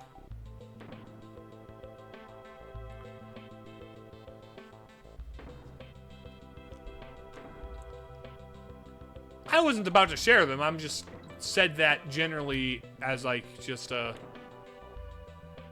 Yeah, I guess I'm adjacent to redneck culture. Paid sub during the week Silk Song release week. Gotcha.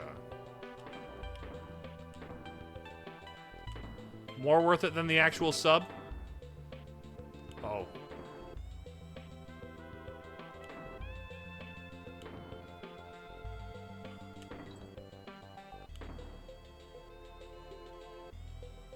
Yeah, it's whatever. Regardless, it's a very cool Silk Song bat. That didn't kill me?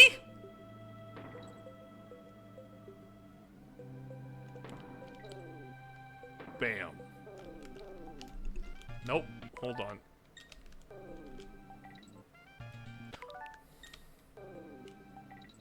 There. Oh, what?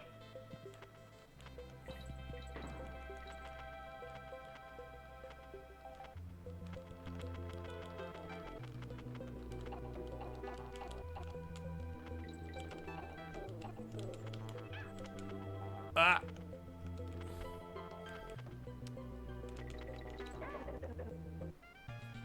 Okay, I'll let that one play out. Bramble Blazed. Beat the game the way it was meant to be beat? Okay. I will. I have before, actually. So I don't really have to prove myself.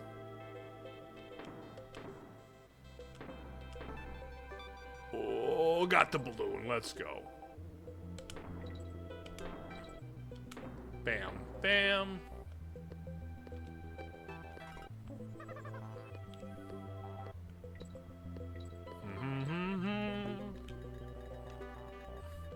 Dee dee dee dee dee. This is such a... Excellent piece. Beat the game with DK bongo drums? I don't know if there's enough inputs on that thing. There's left bongo, right bongo, clap.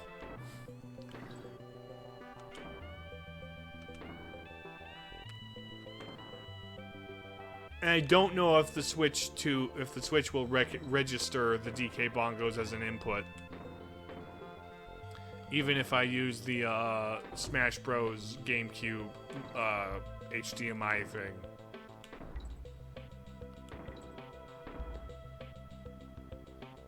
Boom.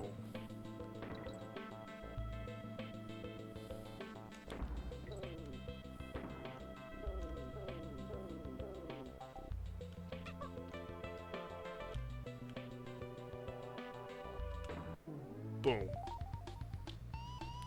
You could code Morse code into the inputs. That requires more programming and like skill than I actually have. Hello, Cudgel.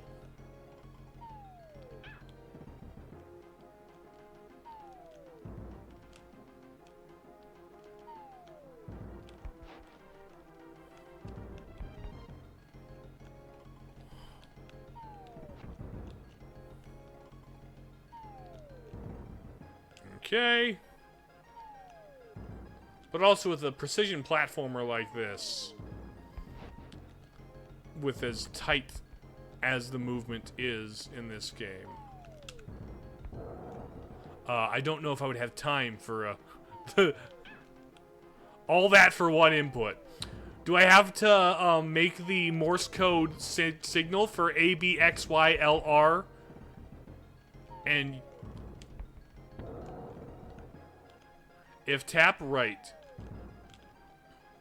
No, I got a Morse code A, B, X, Y, L, R. Probably do the D-pad as north, south, east, and west.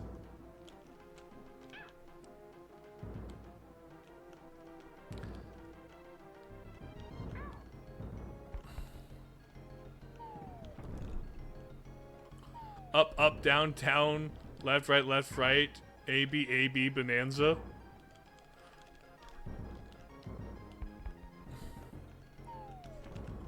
Ow.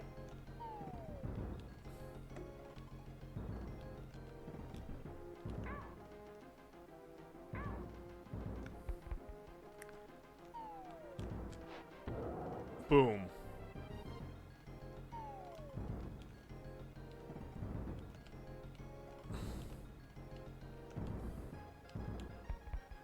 Okay. There we go. Why is this boss getting raptured over and over? Apparently because he's a good Christian boy? I don't know. He's about a week too late for that. That was last week's, prediction. 1. Or, you know, maybe he's just got an insane vertical. This guy could be an NBA player.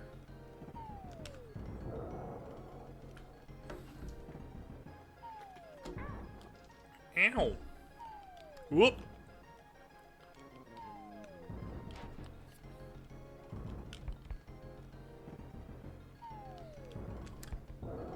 There's actually an interesting, like...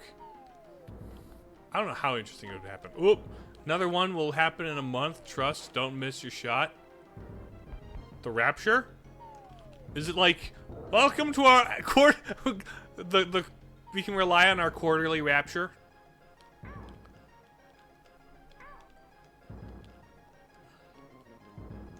mean, I know another prediction is going to happen at some point. Probably tied to some political event because people are like, oh, this thing I don't like is happening. Obviously, the end of the world is nigh. Excuse me. People told me it was the end of the world, and so I said, no, I take that personally. It is the end of the world because a thing I don't like is happening. You can tell it's a thing it's the end of the world, because the Bible says things I don't like might happen at the end of the world. And so because these things I don't like are happening, it must be the exact bad things from the Bible. This thing that makes me sad, that is the Great Tribulation.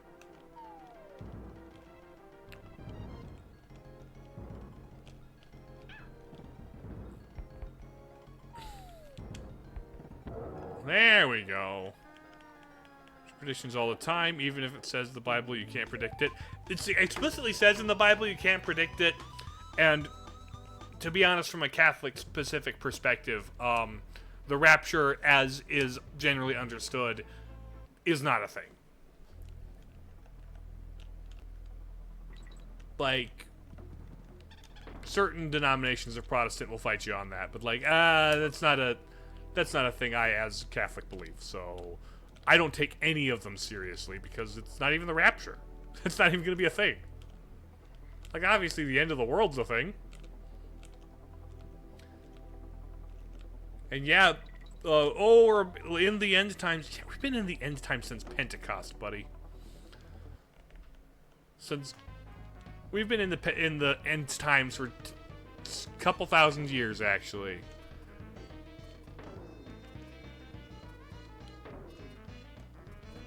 It hasn't stopped being the end times.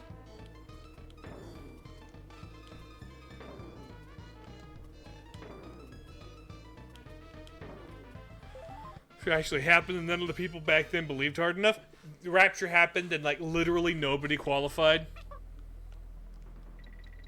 The other thing is there's just a bunch of like other revelation, like reveal events that are like supposed to happen. Like there's supposed to be some other great tribulations right after the rapture, according to the people that believe it. Yeah. It's just really slow. Exactly. It'll happen when it happens. Just don't get caught with your pants down when it happens. That's what it's about. Live every day like you could be satisfied with your life if it ended tomorrow. You know? That's the whole idea.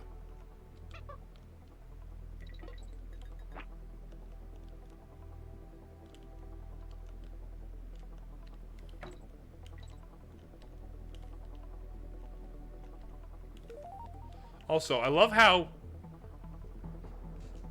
Look, Dixie's licking the honey off the walls. Girl, Diddy has his hands on it. Furthermore, Diddy had his feet on it. You're sticking to the wall and you lick your finger that held the honey. Like, yeah, I get the temptation to do that.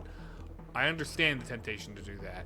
But, like, at the same time, girl, you don't know where that goop has been, baby.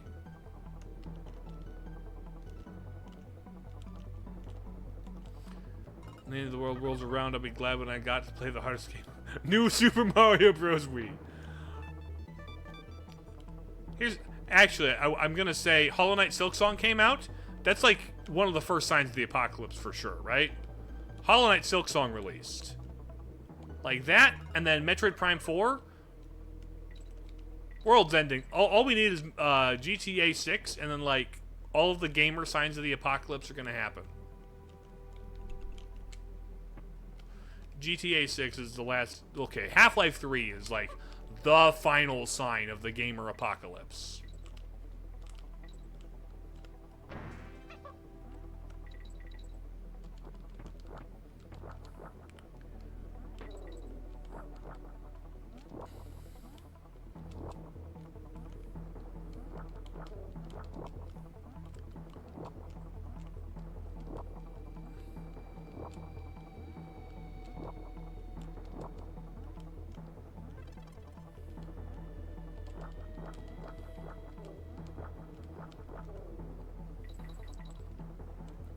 We really got innocent. It was a tough game through old school before GTA 6.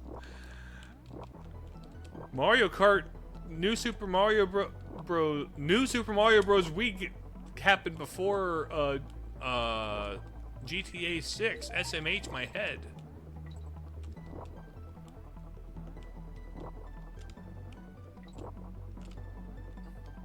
we really got Donkey Kong Country 2 Diddy's Conquest before GTA 6. Yo, we got we really got Mario Chris Pratt cast as Mario before GTA 6.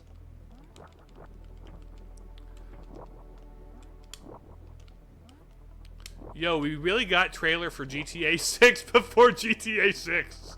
SMH. SMH my head.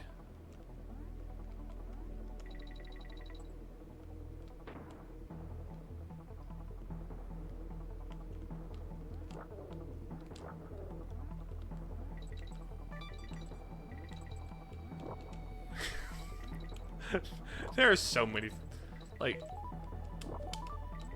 yeah, we got this before GTA 6. Yeah, we got everything before GTA 6. Yo, we really got GTA 5 before GTA 6. That should make my head holes. Exactly. We really got,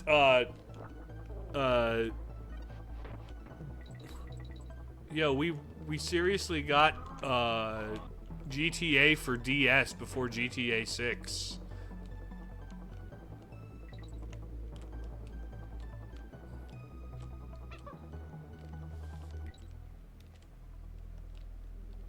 I think I might have needed Spider first. Oh. Ooh, I hate this game. How you doing? Doing pretty good. I'm in the Hornet Hole.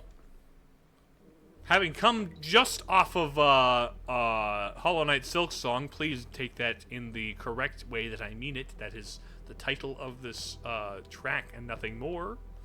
But yes, hello, Lo-Fi. This is a difficult game, which is why I imagine that you hate it. I, however, rather like it.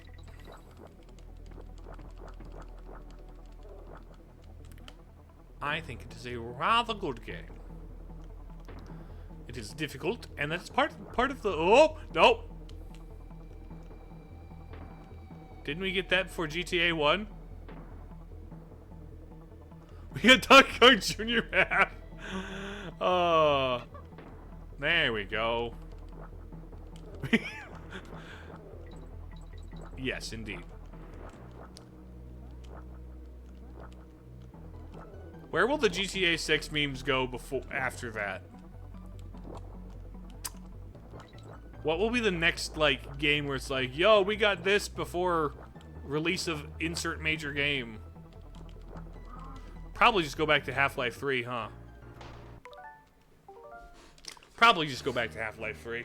Half-Life 3, old, reliable. Ad breaks are going to start in 15 seconds here, so apologies for the 3 minutes of advertisements. But except I'm not apologizing.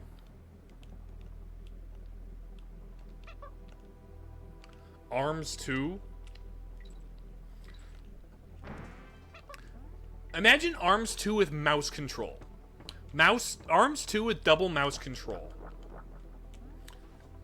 Somebody at Nintendo is like, that would make some of the weirder Nintendo people really salivate at the possibility. I would hate it. Of course you'd hate it. But it's Nintendo being gimmicky. It's like, sometimes they make ridiculously hyper gimmicky decisions as though they want people to hate the game they're working on.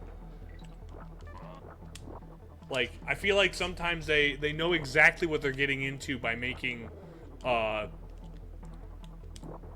don't know, but, like, they had to know there was, like, no audience interest or desire for Rocket League for the mobily impaired.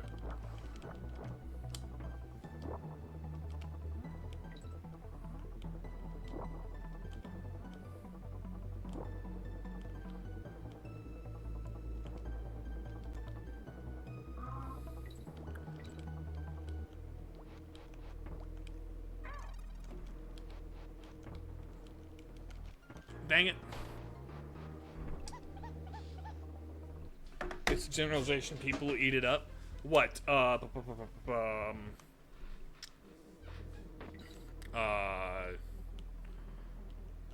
Arms with mouse control.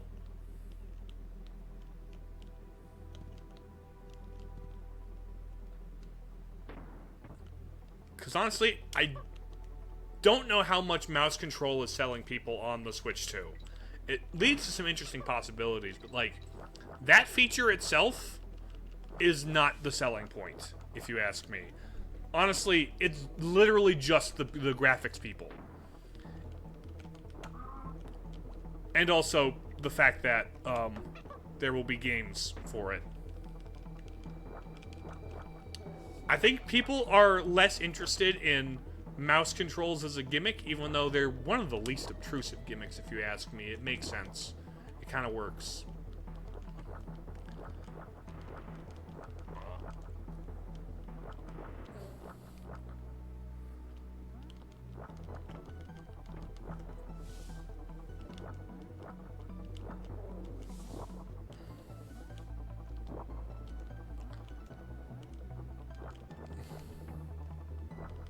Any Nintendo game ever Nintendo's. In terms of what?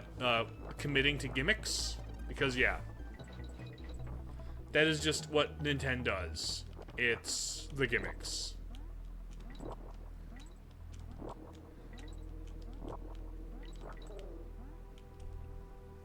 It's kind of just a thing you've got to deal with. Find the token.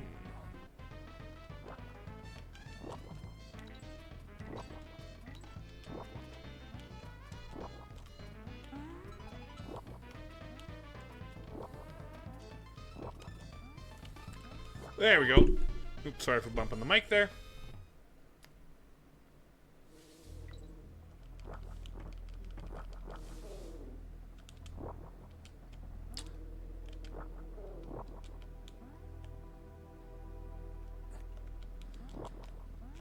There's honestly a degree to which I'm really hoping Nintendo doesn't, like... Nintendo keeps viewing, the mouse controls as an option. I don't think I want a Metroid Prime game designed with mouse controls specifically in mind. If you get a Metroid Prime game that's designed with specific mouse controls in mind, that means you're going to have finicky aiming. And if you have finicky aiming, that means it's focusing on the shooting. And if it's really focusing on the shooting, that means it's gonna be more of a shooter than the previous games, which is not what the Broseph wants.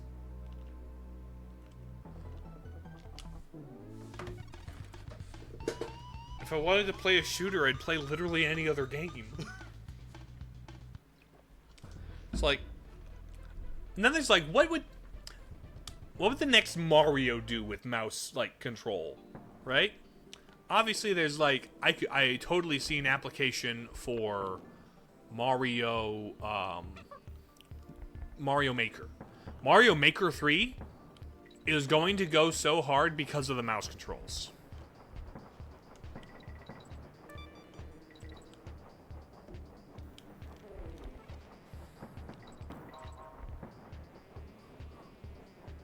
In fact, we might even have more, well, pretty much all the same options as the Wii U, I suppose. But, like, it'd be way better than the Switch 1 touchscreen. You know?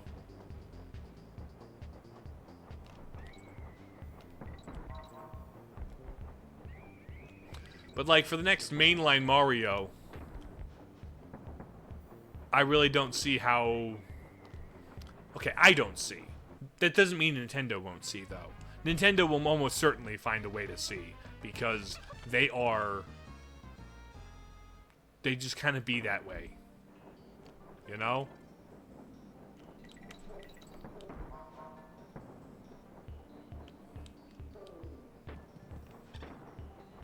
So I kind of don't doubt they'll find some use. I mean, they found some use in Donkey Kong Bonanza for, like, Player 2 and for the sculpting minigame, I suppose.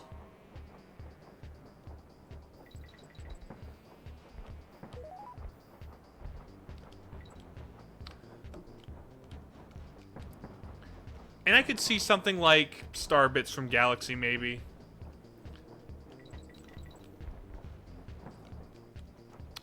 I also am not concerned, but like, I really hope they don't feel the need to force it into the next Zelda game.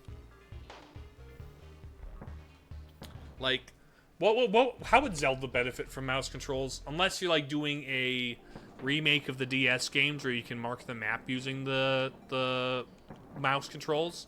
I'm here for that. That could actually be pretty cool. Keep all of the map gimmicks intact, but let me use actual ass buttons for the items and for the, you know, all of the movement and combat. The stuff that I kind of hated having to deal with the game for, or the DS for. Oh shoot.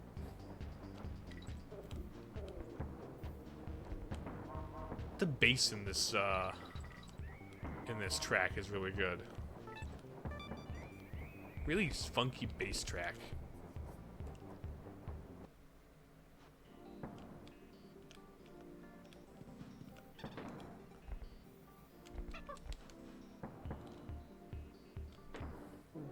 And banana, let's go, 90. Let's go. There's like a weird, like, extreme where, like, there's like, you can be of two minds about Nintendo's gimmick use and their gimmicks on their consoles. They either, like, may make an entry for the console that over relies on the gimmick and be to the point where it's kind of unfun because the gimmick gets in the way. And then there's underutilizing the gimmick, and it's like, oh, you didn't take advantage of your gimmick. How are you? I'm doing all right.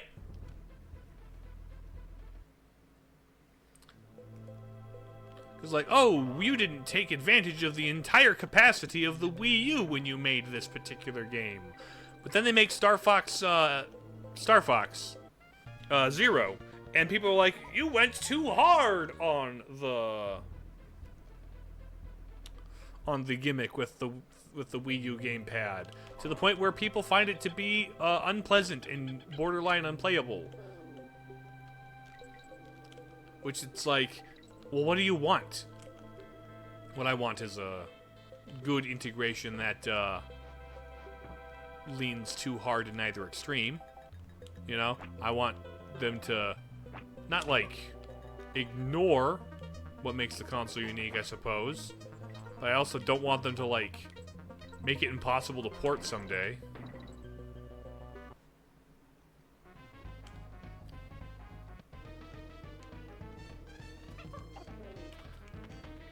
You had just had to endure interrogation of why you left 4 chips in a bag for later. Why 4? That seems like a strange number to leave in the bag. It's not enough where, like, yeah, save it for later, but it's not like...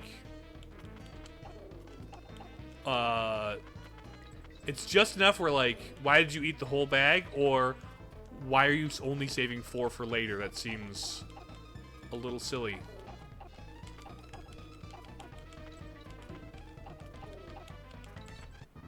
Dang it. No more. That does very little to explain, actually.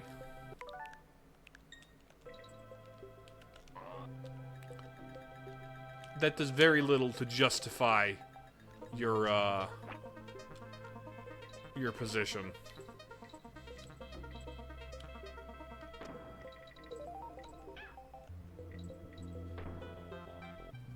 What do you mean, no more? Are you asking me to stop interrogating you because you can endure no more interrogation? Is that what this is?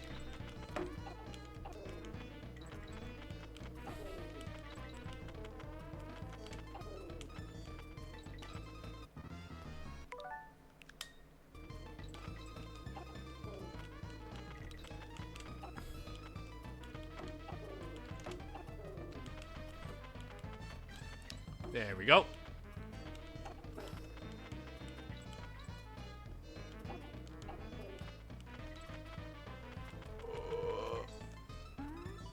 Here we go. Bam. There we go. Okay. Come on, Squawks.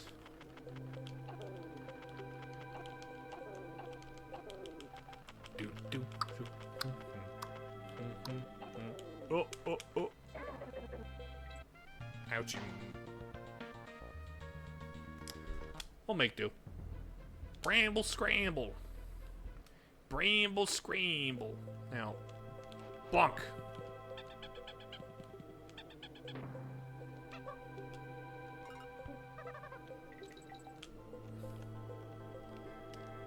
There we go. Climbing up here. Take the... Man. Indeed, I agree. That is a statement I can get behind. Bonk, bonk, bonk. There we go.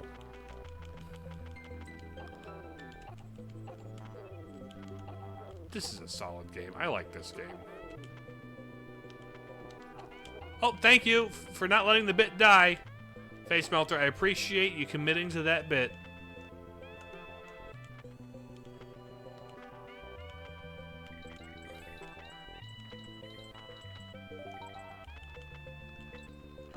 There we go.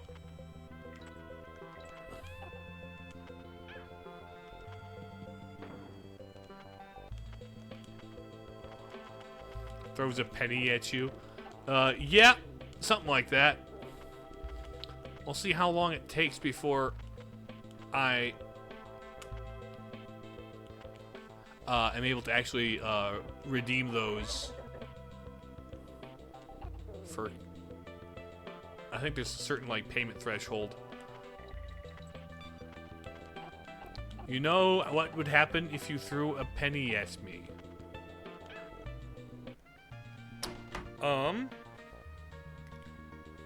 I don't know. Depends on how fast it was sent.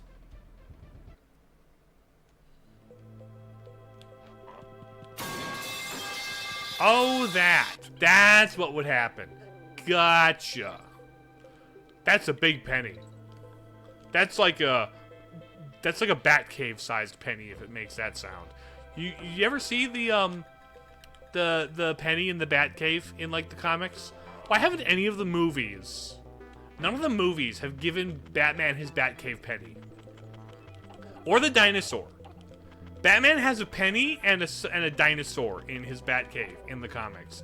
That needs to be in the next Robert Pattinson movie. Or like whenever James Gunn makes his Brave and the Bold Batman movie. Like, I want to see the Batcave have its dinosaur and its penny. Got a nickel for every time I got Broseph on 2 nickels. Yeah, I guess I wasn't paying attention hard enough to realize. That's what you gotta do, Face Melter. You need to only do the metal pipes when I'm playing parts of games I need to kind of concentrate on and don't have the headspace to, like, predict and watch chat. Oh, you meant with the D's nuts. Gotcha. Because you got me with Wendy's, I know that much. I know you got me with Wendy's. Okay, with Stigma. Gotcha.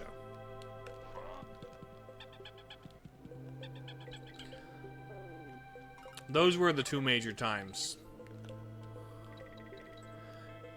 It's been a bit since I was properly D'd last. You're probably just trying to keep me guessing lull me into a false sense of security while you secretly plot my D'ing in the background. Probably because Face Melter was feeling nostalgic for the last time I got D'd. I got Jottomed.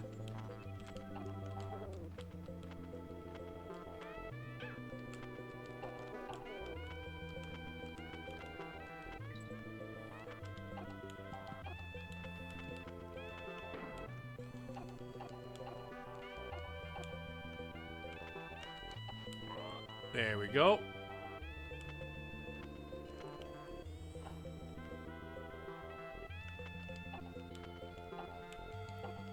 I don't know how I got here. Pablo O'Reilly starts playing. What movie is that from?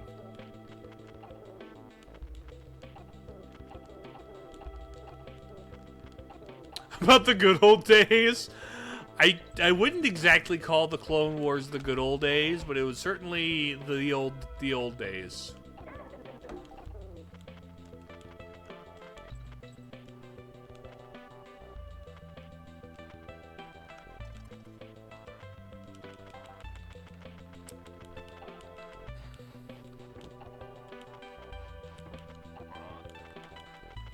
Did these nuts crash out? Was it the one where I started deezing everything? Are you referring to when I just, like, responded D's to everything? Because that was funny.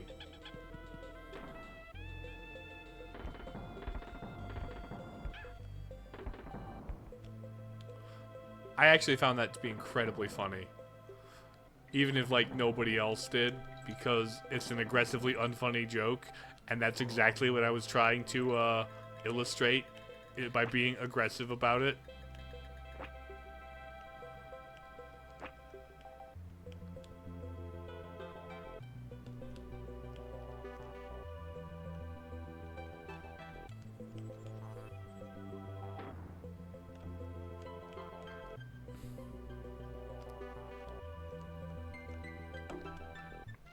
Dang it.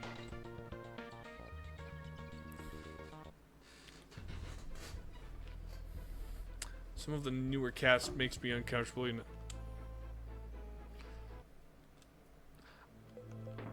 Sure. I let it ride, you know. I work with what I'm given, and I'm not... I don't know. I don't want people to feel actively unwelcomed here, you know? I try and give people the benefit of the doubt and be patient with them.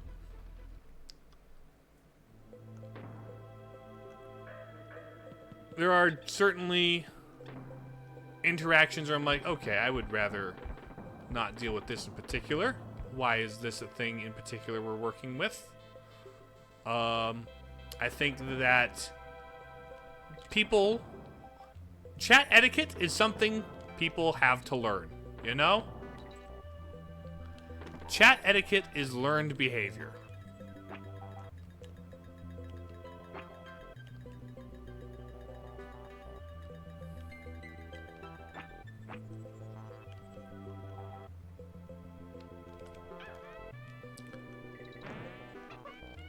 Yeah, face melt. Yeah, Widow J, the thing is... Things are going to change. You know? They just are. That is a fact. In fact, change can and quite often is a good... Can be and sometimes is a good thing. Especially... As long as we have us. After everything, it's still you. Liz is great, too. Indeed she is. You can rewatch the old seasons. And who knows, maybe we'll... I'm kind of feeling like I'm at a transition point in a lot of things right now. Where it's like...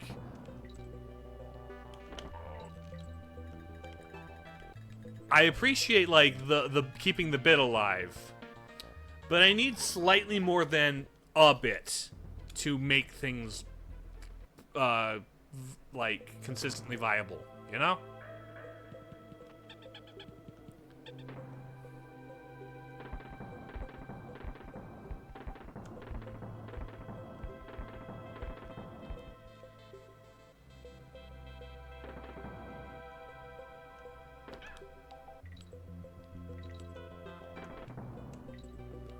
Not telling you what to do, and I do appreciate that. But what is your reading on things?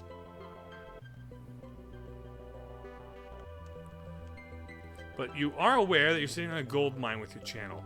I am aware. I am aware. My channel, if I...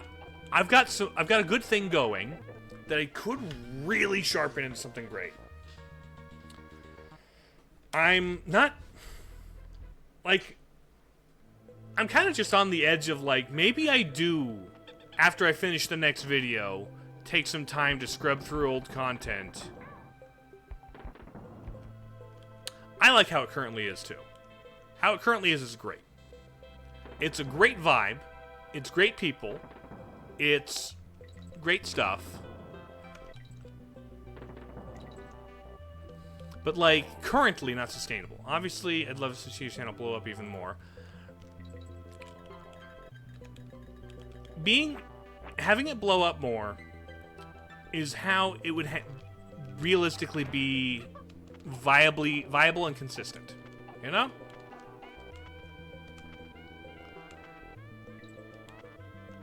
There will come a day where something's got to go. You know? Things will change. And when the day comes and things change, something will have to go. And things need to be more consistently reliable on a financial front, specifically, for the thing that has to go to not be the channel, you know? Be sad there won't be any more conferences. That isn't to say there won't be. I could always have, well, for one thing, you could do, like, members-only stuff, right? There could be, like, if it really blows up and is big, there could be, like, a Patreon or YouTube, like, member-only thing where it is more specific. Maybe I would be able to do more things on Discord and be more present there.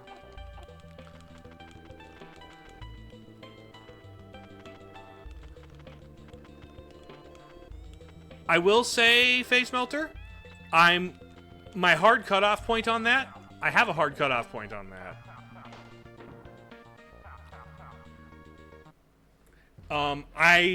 I'm just putting this out there specifically. I am not going to mod anybody who is a minor. I am never modding anybody under the age of 18, knowingly. I'm never going to knowingly and willingly do that because that is just not prudent. You know?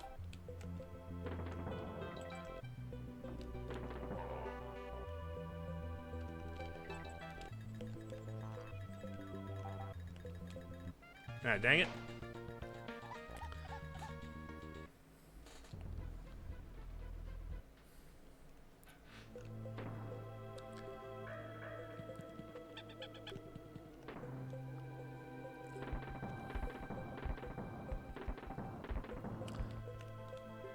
I think perhaps the next step in my evolution is figuring out how to multi-stream. I think I might need to change up my Streamlabs and, like, OBS stuff to stream both on Twitch and YouTube for maximum viewership. That might be the next thing I have to do.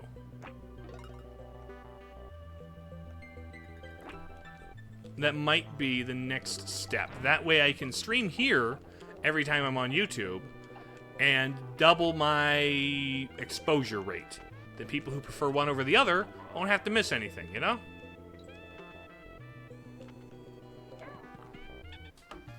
That might be the next thing I have to set up.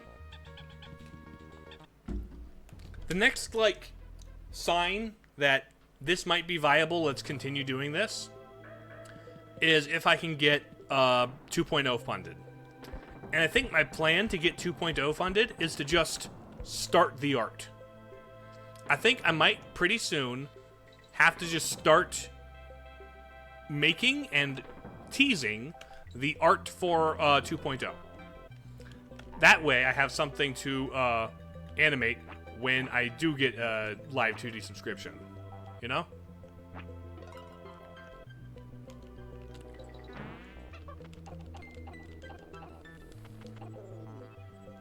No, I'm not. My plan isn't to milk you for all you're worth, Widow J.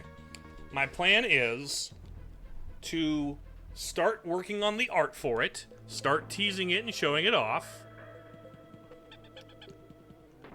and then hopefully get people on social media to say, hey, this guy does cool art.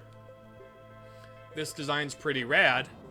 I already have, like, a lot of the design, like, work done. I kind of know the changes I want to make and the details I want to add, and... Uh-oh. Okay, we're moving to PNG-sif. Speaking of models. I've been actually workshopping some things with people, and I'm pretty pleased with what I'm coming up with the changes that are being made. Come on. Wake up, PNG tuber.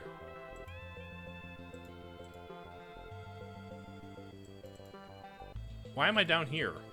Why am I down there? I don't know why I was down there. But we're doing this anyway. Okay. Nope. This. Then this. Then this. Okay. Back to the game.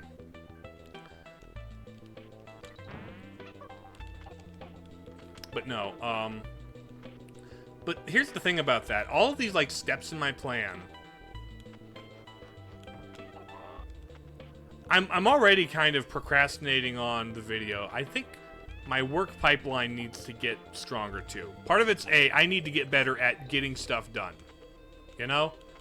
Get better at focusing on one thing and getting the one thing one-thinged.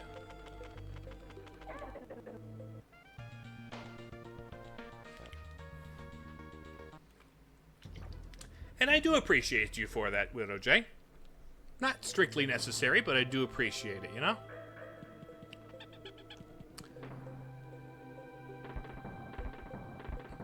But not only do I have, like, the projects I want to make, I want to finish my next video. I want to start work on making art for 2.0 model. Like, and I want to make, like, really high-res art, so it's, like, you can zoom all the way in and do all sorts of memes with it, and, like...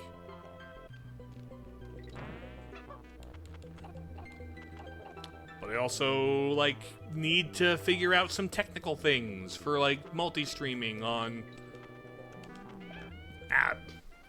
both Twitch and YouTube, and some people multi-stream on Twitter, and I'm like, who watches a live stream on friggin' Twitter? Like, I don't... Elon Musk, why are you trying to make Twitter... Every app is trying to be every other app and failing at being every other app at the expense of being their own app as good as they can be. You know? Like, yeah, Twitter is now adding live streams. Like, okay, yeah, you could do live streams on Facebook, I guess, but like...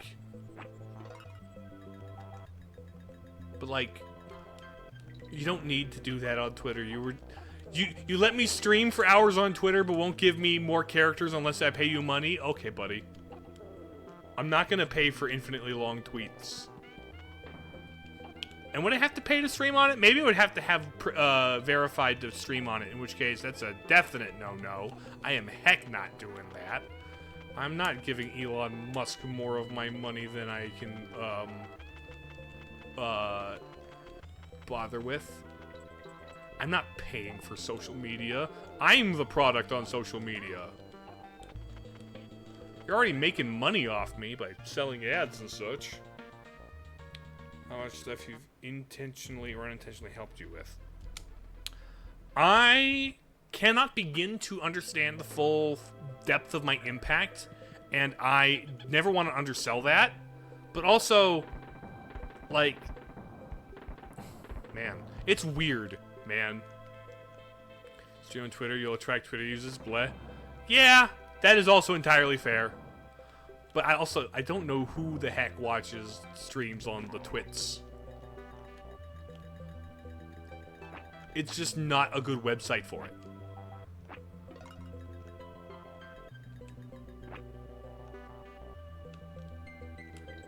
It is a website that is objectively poorly laid out for streaming. It barely functions at sharing text, images, and short videos. You let people stream on them, but maybe I would have to pay for it because I have to pay to add videos more than 1.5 minutes long, or 2.5 minutes or whatever. And I have like those. I've been periodically posting like the little song demos I've made on social media to say, hey people, I'm a man out here on the internet who makes things. Pay attention to me, please. This is a cry for help. But like, I have to cut them down because like they're usually like 3 minutes, sometimes even 5. Just like how many times I've looped them, and like, okay, I've got to really pare this down and like show off just the bare minimum of the cool variations on this musical theme thing I did. Type of people who like Alex Jones watch Twitter streams. Alex Jones got banned off Twitter, my guy. And Twitter has historically, notoriously been on the other side of Alex Jones. I mean, now that's Blue Sky. And there's like nobody on Blue Sky but the least pleasant people to interact with. So I am not going to have a Blue Sky. I barely want to have a Twitter, but it's like, it's a thing. You want people to notice you, don't you? Well, go where people are. And unfortunately, people are on Twitter.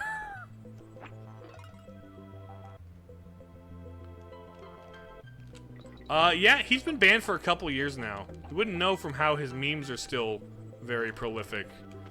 But he said things about people and things that made important and loud people very displeased with him. To the point where it's like, that's defamatory. We will get legal people involved.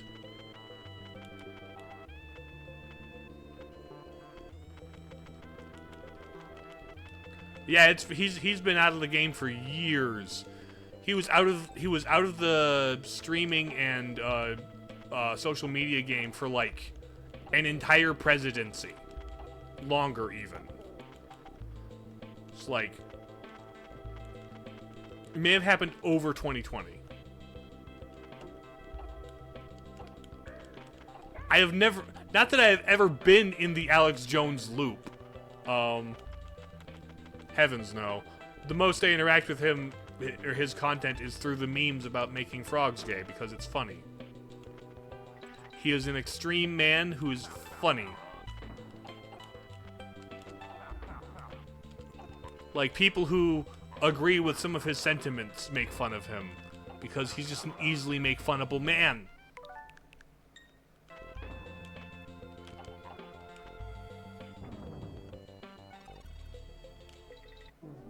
There we go. You use Twitter a healthy amount, meaning you don't very much. Because that's all that's healthy for you. Any is perhaps an unhealthy amount, frankly. Want to know something funny about this stage?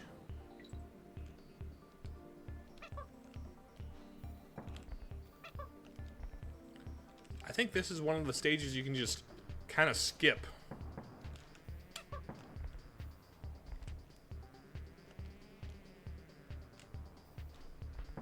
Check this out.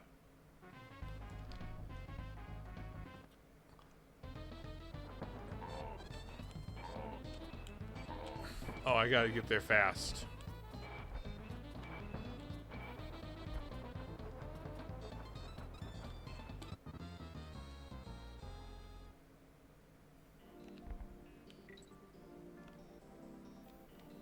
Oh, I thought this was the stage you could just kind of skip. Maybe it was not via the minigame. It was a thing. Maybe something else. Hold on.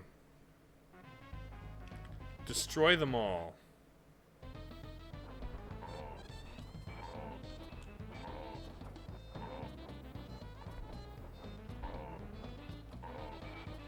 There we go. But I'm pretty sure...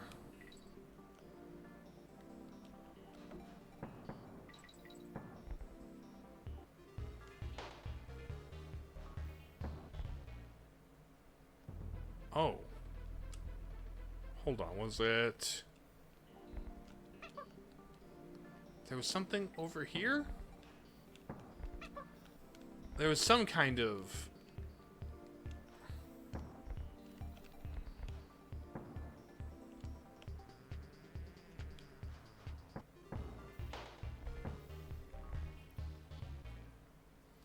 There was some kind of secret here.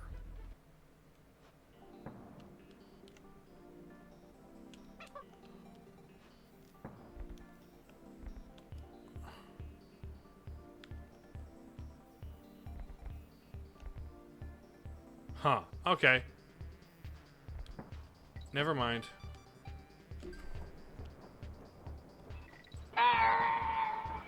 Yeah, indeed, that's kind of how it is. 9. 8.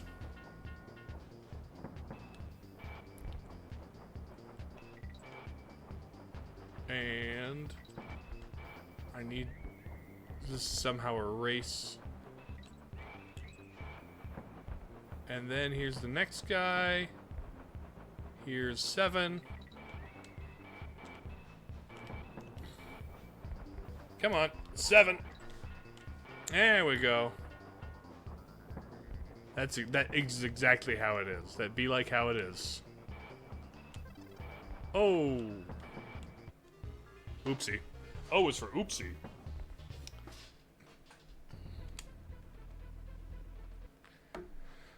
Well, that's all the secrets. It was just the one secret. I guess all it's left is the DK coin and the Kong letters. Bing, bing, bong. Bonk. Tap your butt.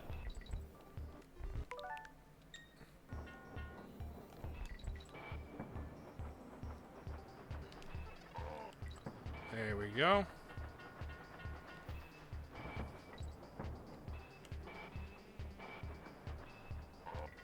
Whoa, okay.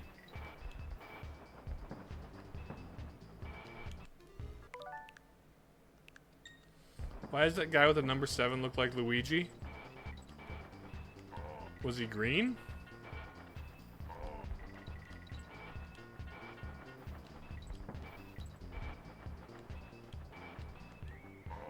Oh, nice. 4.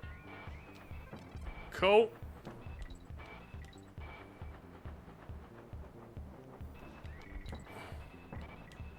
Dang it! The second guy was green. Gotcha. Well, 7 looks kind of like an upside down L, or 90 degree, or 180 degree rotated L. You know? So it's kind of like Luigi because of the...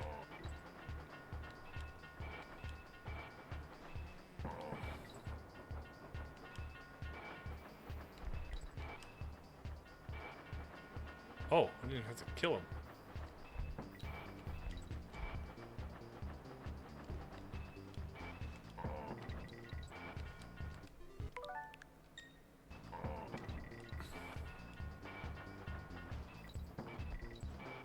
Come on.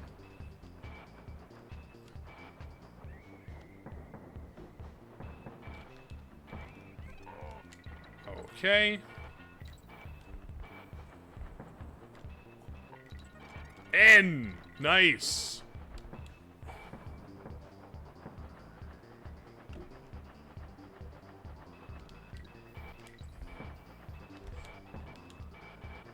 Come on, buddy.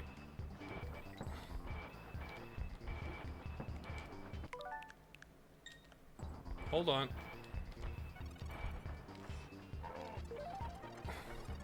Now, if I beat the first place guy, I think I get the DK coin.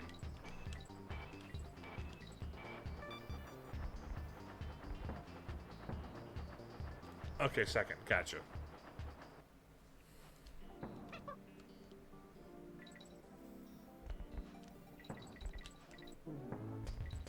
Dang it. Oh, well. I think if I get first place is when I get the DK coin. It's my gamer points. Alright. Mudhole Marsh. Back to the Phil Collins swamp music.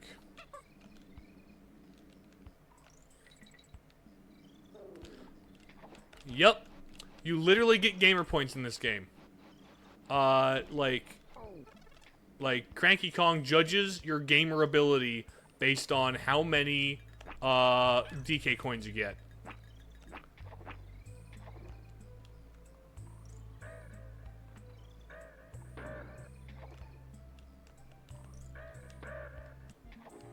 Ouchie. Certified gaming, indeed. You can become a Cranky Kong certified gamer.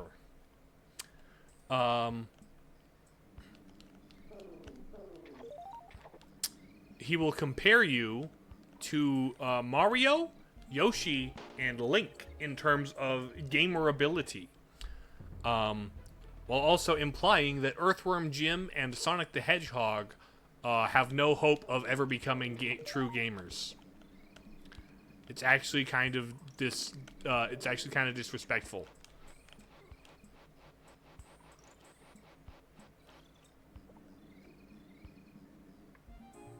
Ow. Actually, can I go to Cranky's Monkey Museum?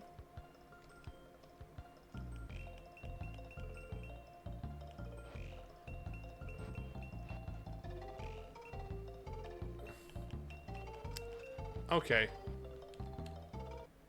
I think it must be only after you beat the game. Is the one uncle who thinks Link is called Zelda because it's the name of the game? No, he's more like a back in my day, you kids have it good with your pretty graphics. Back in my day, we had one screen. We had an arcade game with one screen, and they would loop infinitely, and that was gameplay, and we were happy to have it. That was real gaming, which you kids have today. You call this a difficult game? I'd have beaten this in my sleep when I was your age. Kids these days don't know how good they have it. Cranky Kong certified gaming? Indeed.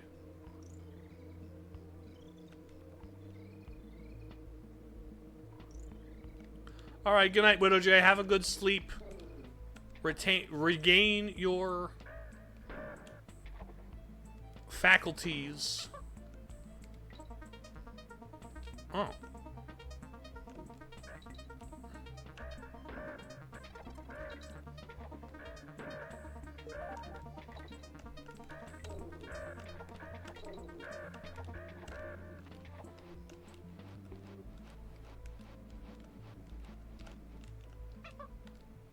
Bam. Thank you, Sonic the Hedgehog Cat, for not hitting me. Collecting stars.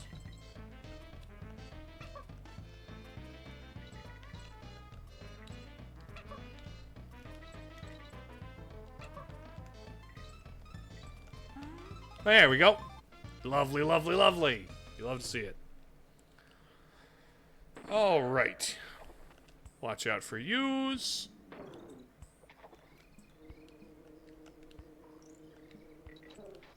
No, no, no, no, don't hit, not the bees, not the bees.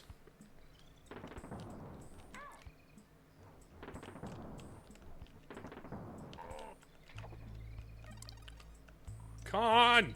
Con! Ow, I was hitting jump. I feel like some of the I can't catch myself with the I don't know if it's the emulator or me, but I feel like some of my inputs get dropped, and it's a thing. Still an excellent game, an excellently designed game. Love playing it.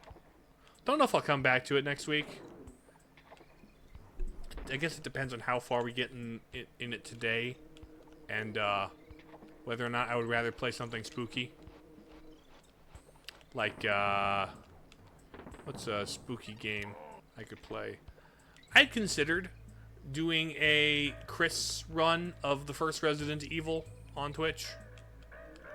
Like, I've beaten the game on YouTube for the first time.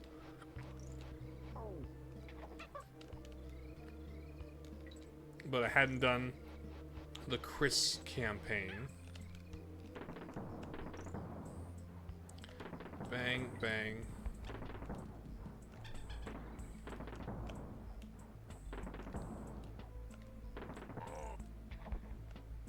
Nice! Destroy them all!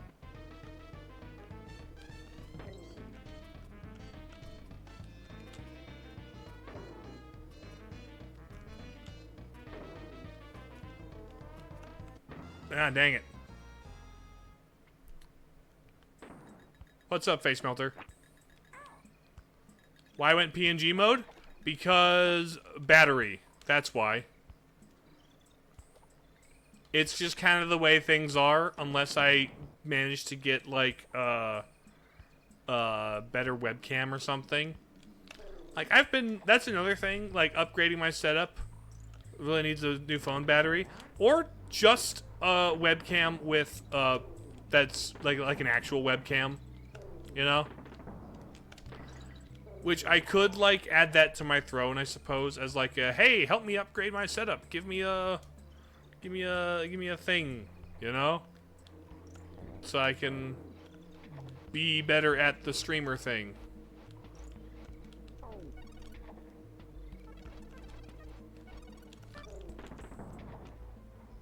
Or like, I hear that, are you updating the sprites manually? Yes. Yes, I am. That is a thing I figured out how to do. Pretty neat, right? It didn't take too much work or, like, to figure out.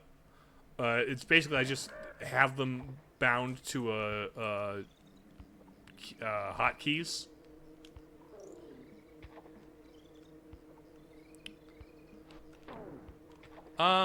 No, there isn't. And I don't think there would be. As close as you get is Angry Bro. Basically, I couldn't be bothered to make any that weren't already made. Like, if they already exist in my videos, they were just something, an asset I had on hand. You know? So it was just super easy, barely an inconvenience to convert it.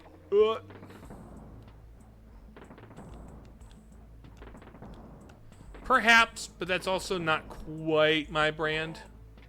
You know?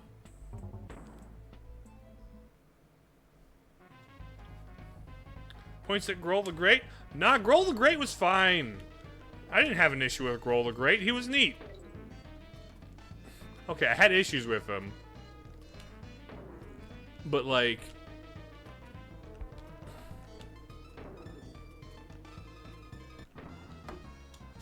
I don't know, I kind of had fun with the boss. Maybe I just had a good strategy. Minor issues? I mean, sure. Maybe you had minor issues. That sounds like a you problem. That sounds like somebody else.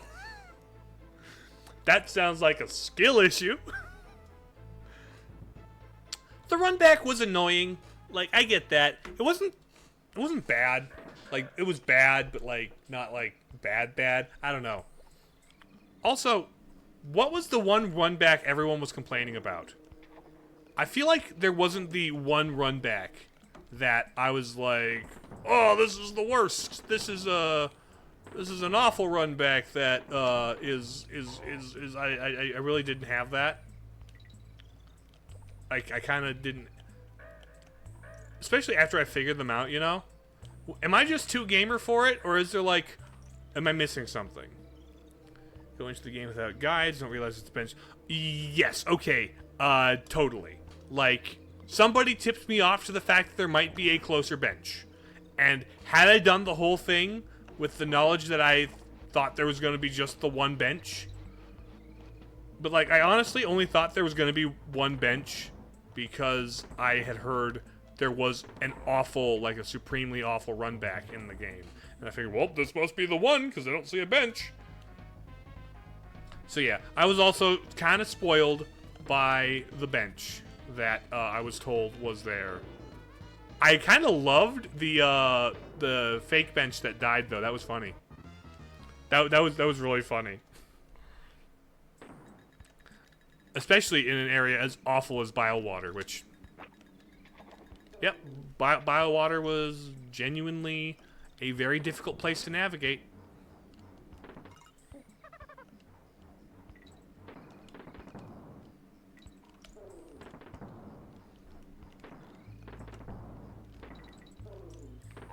If I had gotten a nickel for every time Silksong had got him with a fake bench, I'd have 2 nickels, which isn't a lot, but it's weird that it happened twice.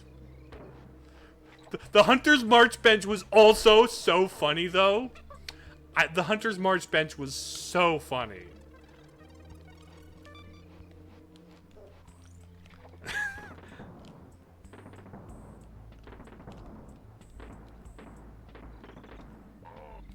I thought it was funny anyway.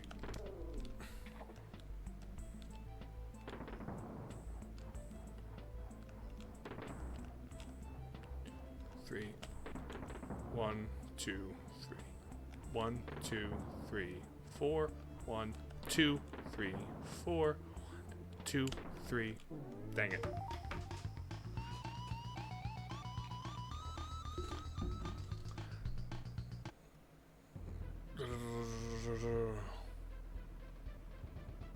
I mean, yes, I agree with that, Jordan.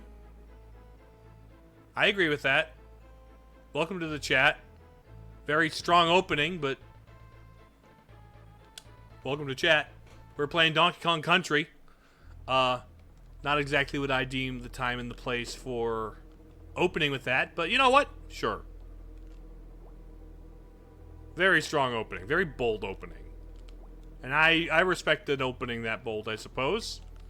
I am not bold enough to open with that. But also, yes, that is information that I am certainly aware of.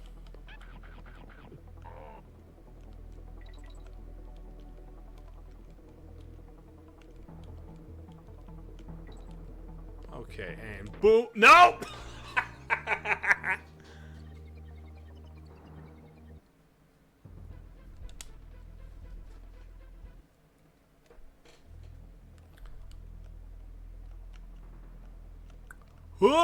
Get sliced. Bonk. Get bonked. Even though this is a Christian Catholic stream, I'm not saying there should be none whatsoever. Because, like, earlier we talked about the rapture as a thing that was, like, people were talking about, and I gave my 2 cents about it. Like, I'm not against the discussion. It's just, like, this isn't what the stream is about. It's not my focus. And there are areas of that discussion that can become very confrontational in a way that's just like not cool, you know? Like, there are definitely things that are worth debating over disagreements about, because they're serious disagreements that, like, they're serious elements and aspects and such. At the same time, not every place is a place of discourse, you know? Say, please, only civil discussions, but this is the internet. Like, I'd like to say... Oh, you're a bot.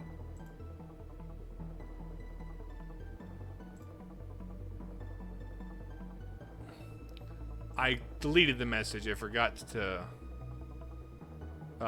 ban Faded Mixer. Oopsie doopsie. My bad. Oh, you banned him. Gotcha. Good teamwork. You were fast on that, Face Melter. I should trust you with that when you're in chat.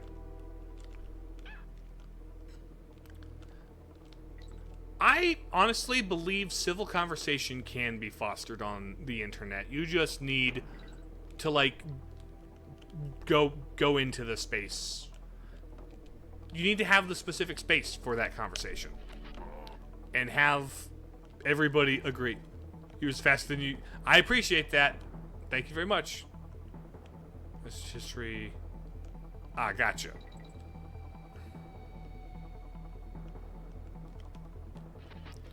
Bonk.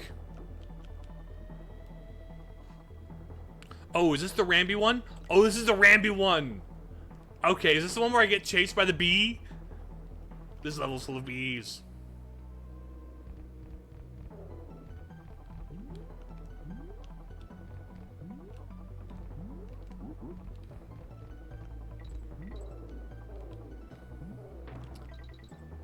Well, I know that you're at the very least tolerant of sharing spaces with other people, which is something I appreciate.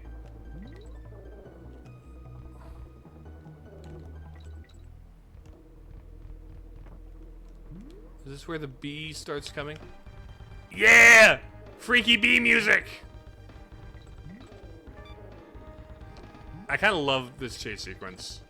It's, like, not hard. But I kind of love how it foreshadows the boss and, like, has freaky bee music play. But, like, he doesn't exactly rubber band, and so it's like... Bonk. G. Ong. Ong. It's the main character from the live-action Avatar. Ong. King Zing Sting.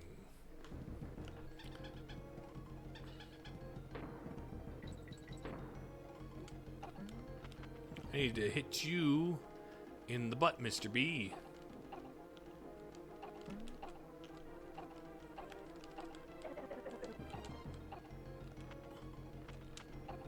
Very religious person, but there's so many coincidences about us being alive. Yeah, sure. So you're agnostic, I believe is the term. Where it's like, you believe in at the very least the possibility of God, but don't subscribe to a specific doctrine. Don't subscribe to a specific religion, yes?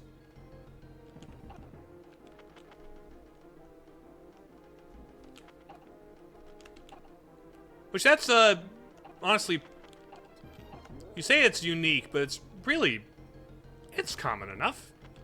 Enough people have come to that conclusion for it to have its own, you know, title.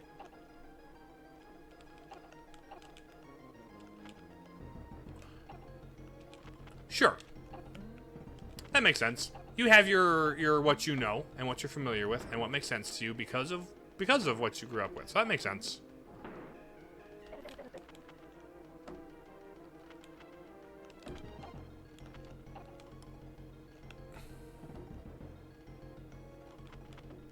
More or less, yeah.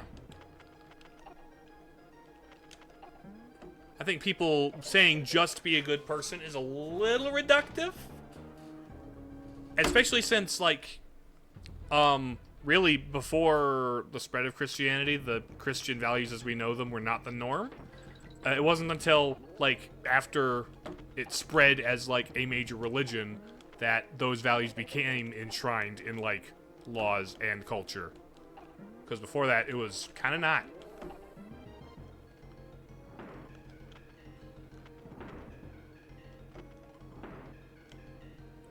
Like, you get similar things with some, like, Eastern philosophies where it's, like, be in harmony with people and be, or, like, other, like,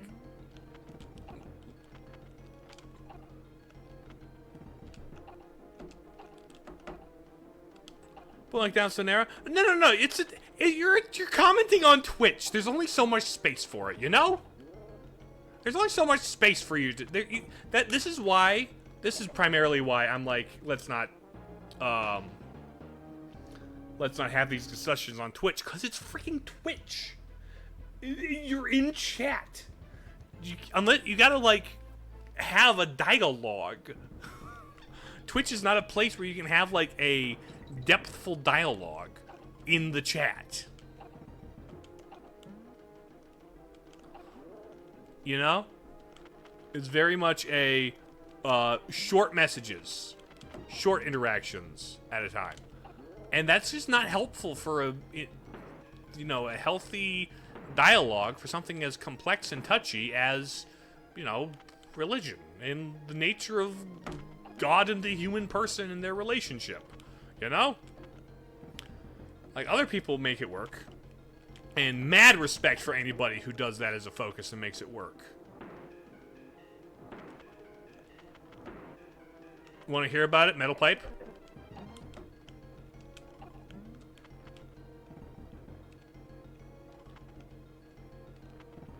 Oh, there's another religion that's very... Sorry. I called you out this time! Let's go! I've still got it! I've still got it!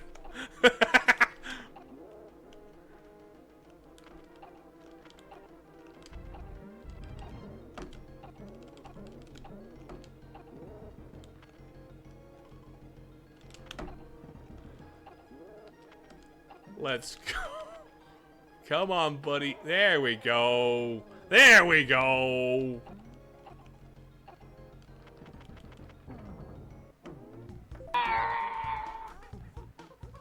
Is that you when I called out your metal pipe face melter?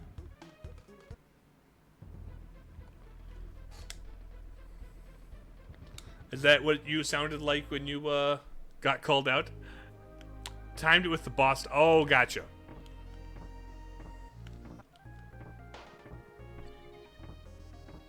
I forgot that cloak was gonna be there. Oopsie.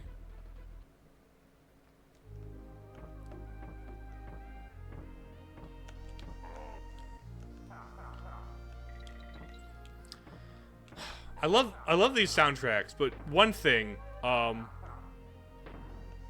am also frequently reminded of a series of meme videos that are one of my favorite series of meme videos on the internet. Where's Fear Factory? Game 1. But have you heard of stop posting about... You're familiar with the stop posting about Among Us meme, yes? The one where the guy on, like, TikTok or whatever is yelling about everybody posting on about Among Us. Are you familiar with the Stop Posting About Donkey Kong Country soundtrack? Where one guy, I believe it's Udge on YouTube. He goes by Udge. Where he remade the entire, like, Donkey Kong Country 1 soundtrack, most of the songs from DKC 1, only sampling Stop Posting About Among Us. It is delightful.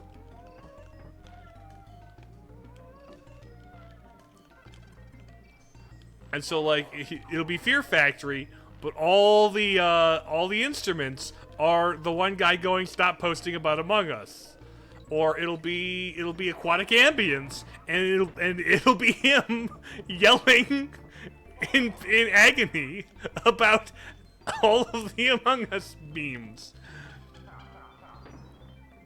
But every fifth note is missing. Go to Smash Bros for that, frankly.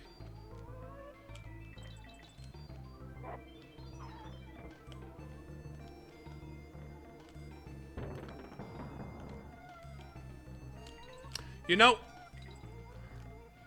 if like, when Smash 6 comes out, and I were to interview Sakurai, there would be 3 questions on my itinerary for the interview. Just 3. Question 1, Waluigi.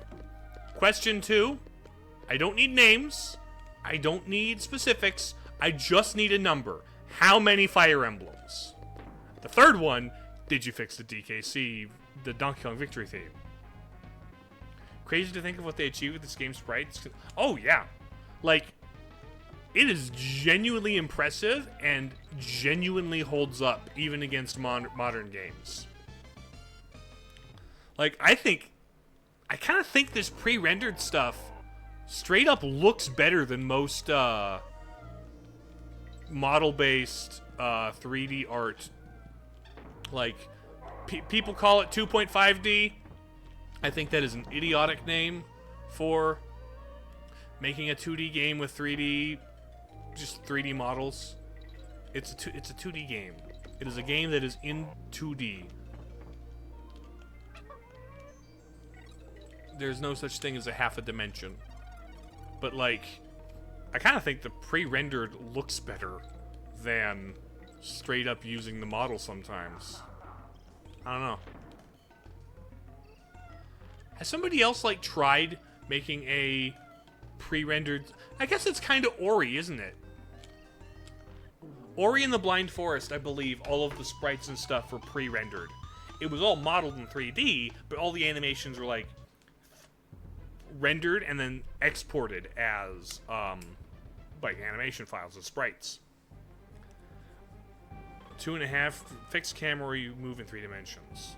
That makes more sense, but I only ever hear it attributed to games that are entirely 2D, but utilize 3D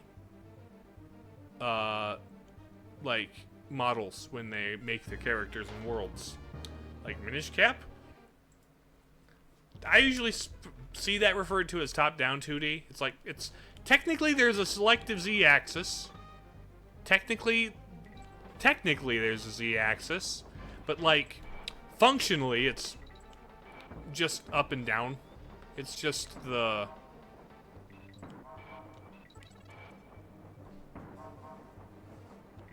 minus.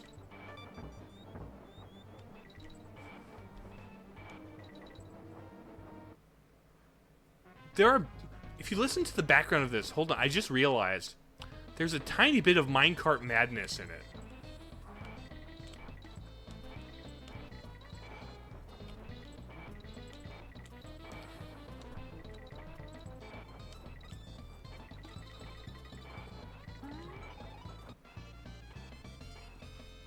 That's why I thought games like that are 2.5D.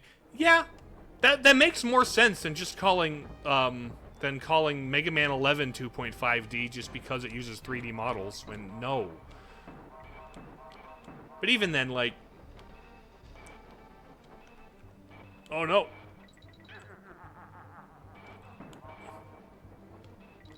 If you listen to the groove in the background, the way the strings go, there's kind of that Minecart Madness. It reminds me of from Donkey Kong Country 1. Whoop whoop, womp womp, womp womp. But no, usually 2.5D. That's Donkey Kong Country Returns. That's Metroid Dread. You know, people just call it 2.5D. It's like, no, it's a 2D game. What are you talking about? Like, yes, they have dynamic cameras that, like, but that's specific action set pieces. Bonk, bonk. Oh, shoot. I'm not getting 102% in the first run, that's for sure.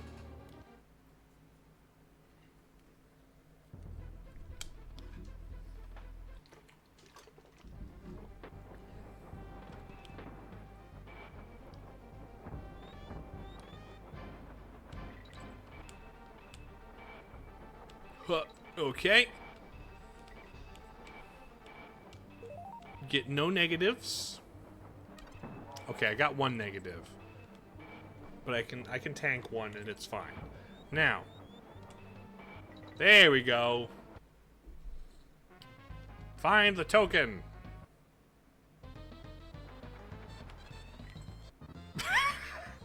Okay, hold on.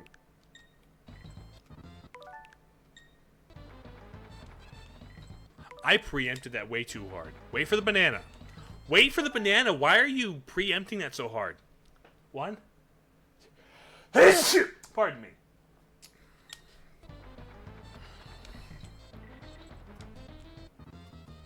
Okay, never mind. I'm gonna let that slide.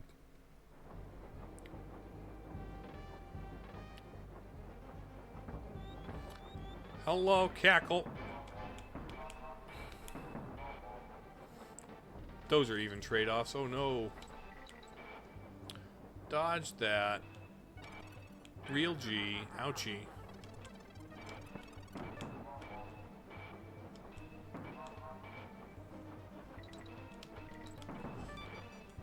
Ouch.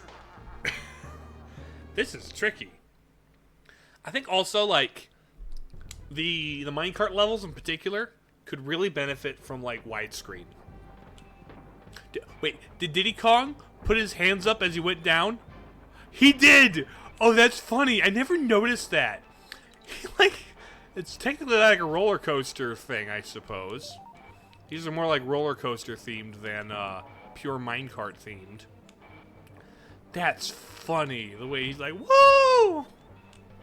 Also, I love how that ghost guy, like, just respects the sign that says, no ghosts beyond this point. No haunted spirits beyond this point. You are forbidden from proceeding further. Stick to your designated haunting zones. This area is not zoned for dastardly spirits to haunt them. Like, if a ghost is haunting your house, just say no. They legally cannot keep haunting if you refuse.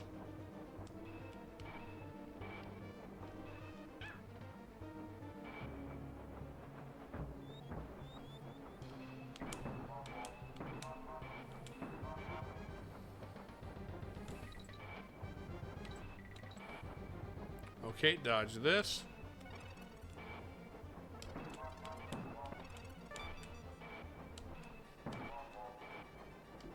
Dang it.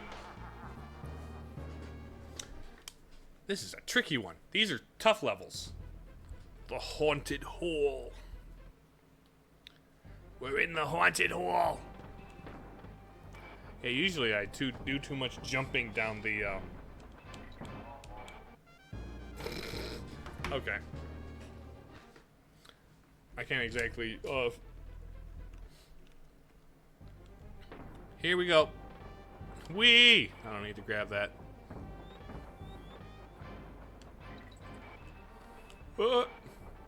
Okay, here we go. React, react, react. Let's go. And I think the next one with the multiple doodads. Oh, shoot.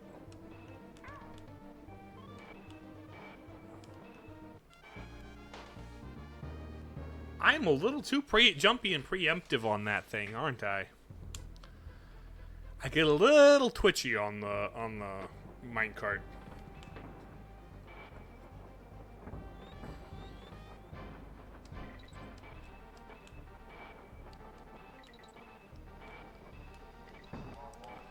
Whoop whoop. Womp womp. 4, 3, 2, 1. Oh. Okay, I can't grab 2 there, huh? There we go.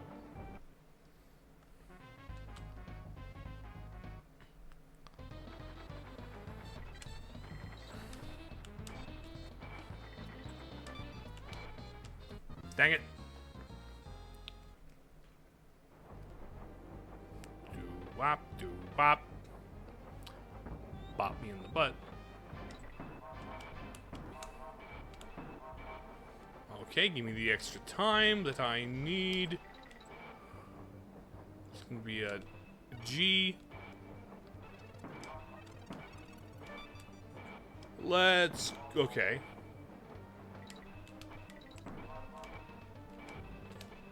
Bam! Bop! Perfect. Oh, there we go. There it is. That's the magic. There's the DK coin. Nice. Okay, making good. I don't think I'm gonna beat the game today, and I don't know if I like need to finish it on stream. I just kind of was like, you know what? It's been a bit since I played Donkey Kong Country 2. I played Donkey Kong Country 1 on Twitch, like back when I was working on my Donkey Kong. Back when I was working on the Smash video, frankly.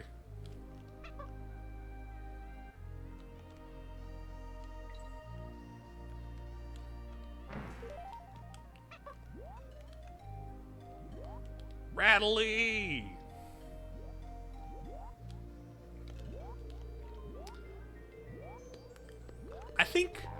my favorite of the animal buddies is probably Squitter. I think Squitter the Spider's my favorite of the animal buddies.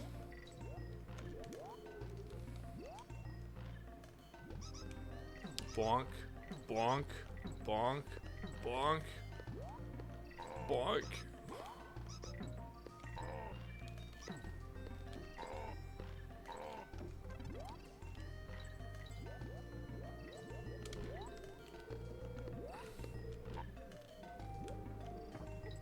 Get him.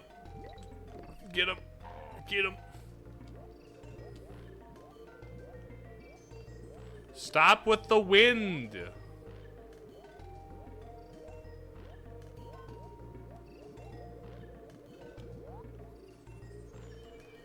Gusty Glade, what are you on about?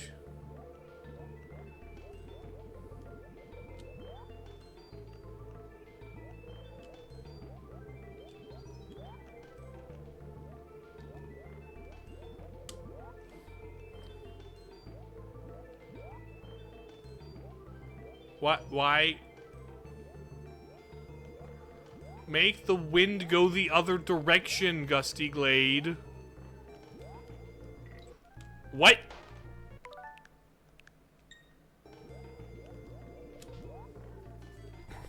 Okay.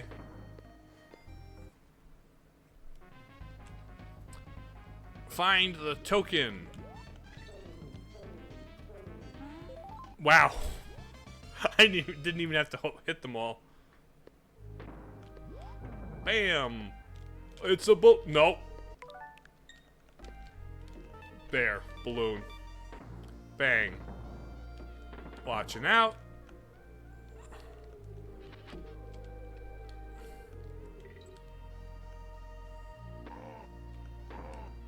And...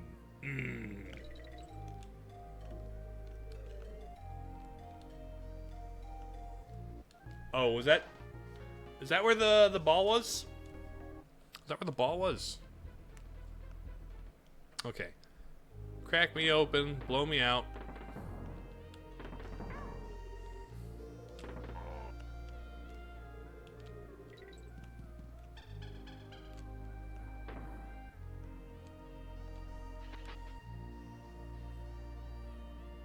Walk away.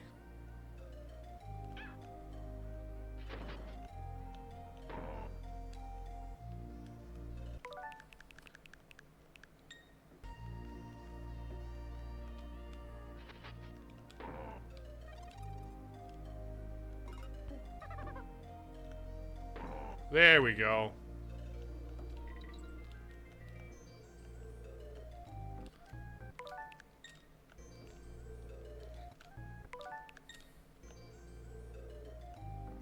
Okay, here we go.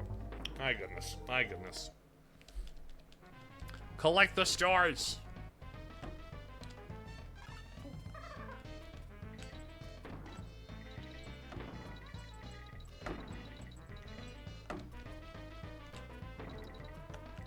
Da da da da da da da da da.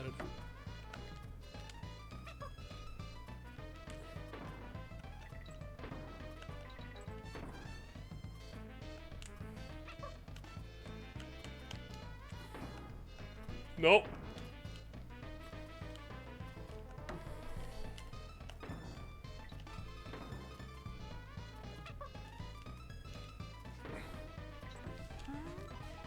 Gimme! Oh, that was so close. That was so close.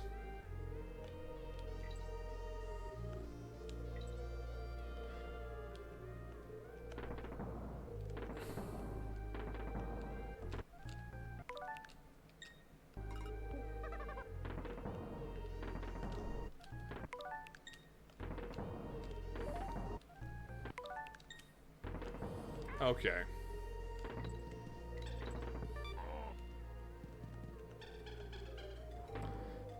Here's what I'm supposed to do. That's what it is. That's what I'm supposed to do.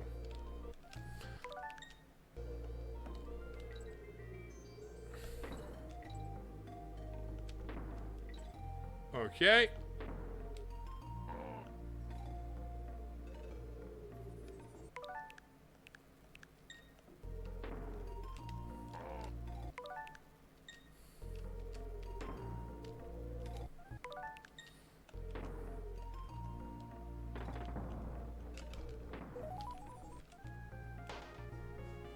Okay, I got the DK coin anyway. We just need to finish it with the letters.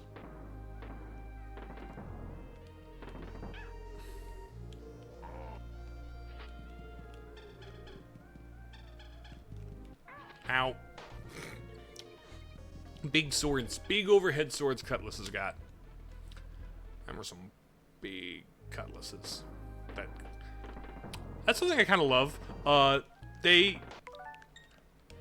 These games are extremely unserious. All of the dudes having like K in their name is very fun.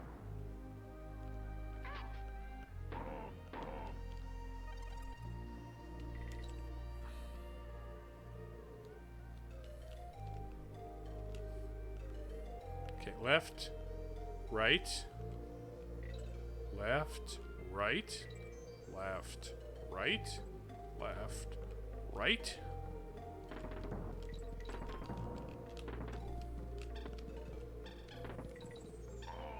There we go. One. Nope.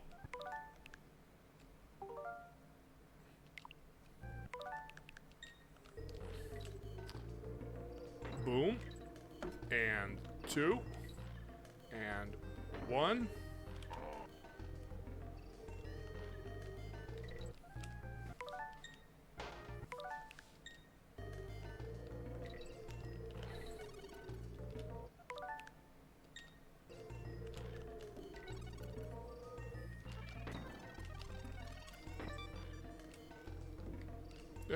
Get me out of here.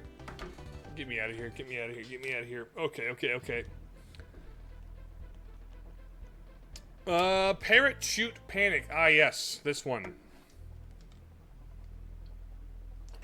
This one gives us a unique bird who can't fly. Hello, bird who can't fly. We can only go downward, kind of slow, and a little faster. Perhaps the least helpful. Not a bad, like, level gimmick, but, like, you're just the lesser version of Squawks. You're just Squawks, but bad.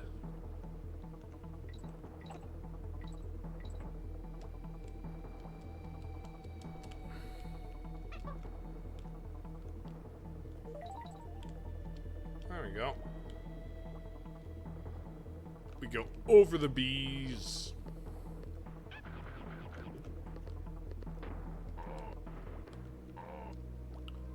Hut. This music is very dramatic. For a beehive. It's like, why is the beehive so, like, heroically dramatic?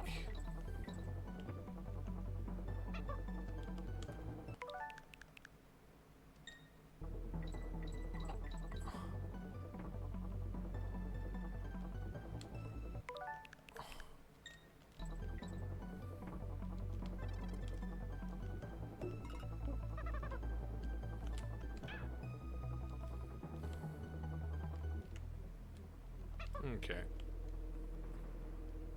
Like, I'm not, like, complaining that the beehive is, dramatic, because it's a great theme. It's a good song. This is a good soundtrack. But it's also like, why is the beehive just so this intense? It feels like I'm fighting for the fate of something very important when I'm really just a monkey trying to get my banana. Okay, I'm not just trying to get my bananas. I've also got my like older brother figure, I assume. Like the adopted brother cousin dude guy. is what I assume the relationship between Donkey Kong and Diddy Kong is.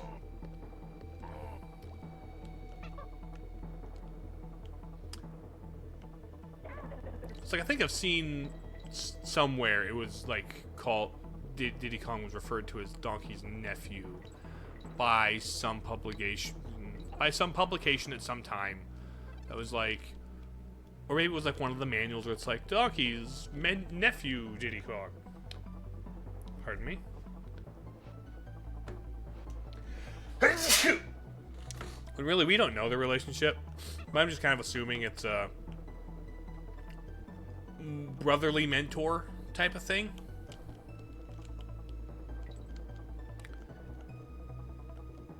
Just based on, I don't know, context clues.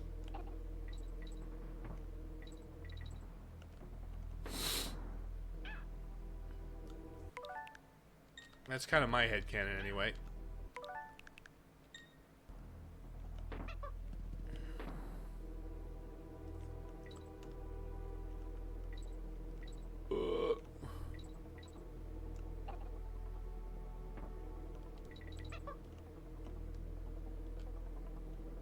All the way down.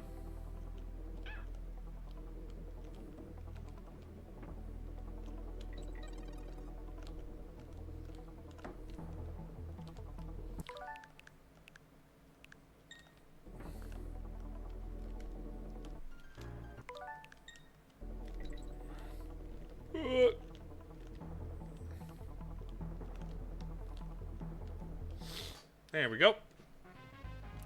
Destroy them all, is it, bird?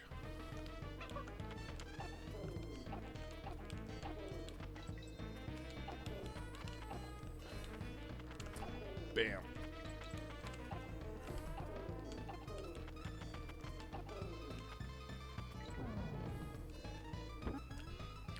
Nice. Nice, nice, nice. Give me the N. Give me an N. Give me a G. What's that spell? Okay.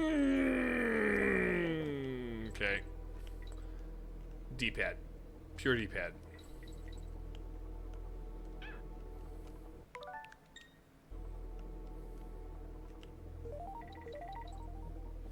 And we go down here. Ow. That touches the parrot's eyeballs, not yours, Dixie.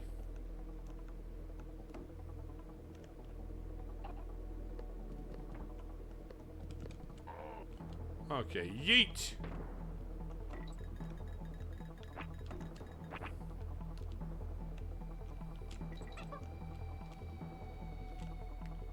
Bam. Okay. Down here we go. Ow.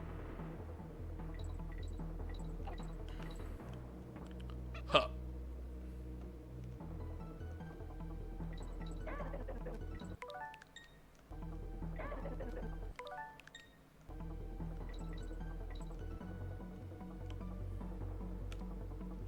Okay. Okay.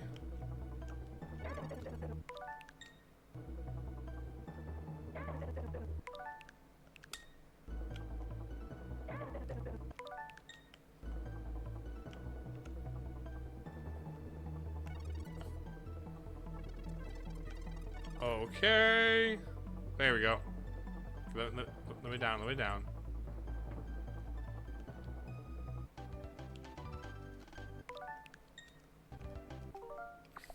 Hold on. I can do this. Here we go. Slightly better. All right. Let's see.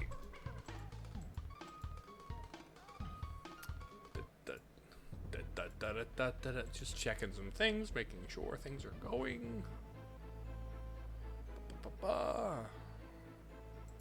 Okay, cool. There's Clubba, Funky's Flights, Webwoods. The woods. Oh yes, this one. This is the one where I get to be Squitter the Spider. Let's go.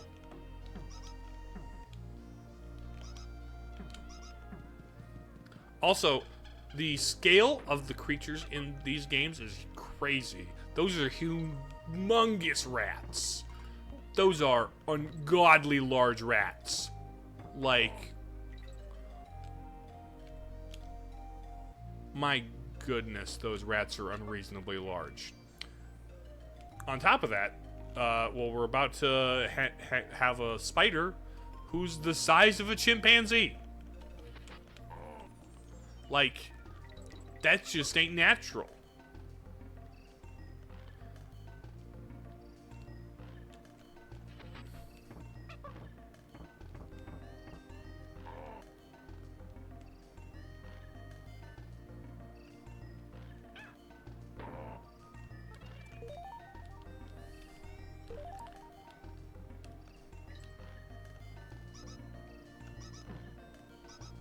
Like, the body of this rat is about the same size as the body of a chimpanzee. That is redonkulous. Redonkulous.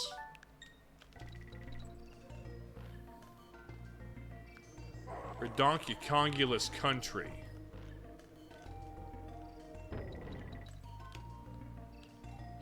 Redonkulous country 2.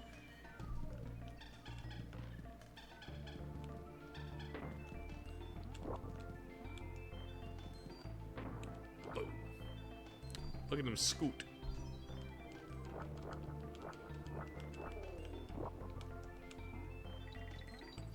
Got backup spider.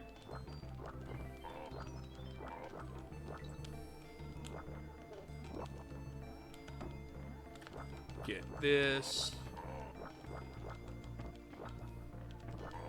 There we go.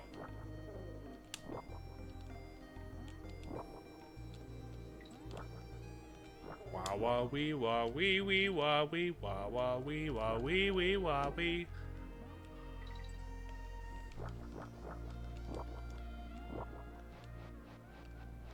I keep saying this about this game, but my goodness, this soundtrack is tight. Such a mood.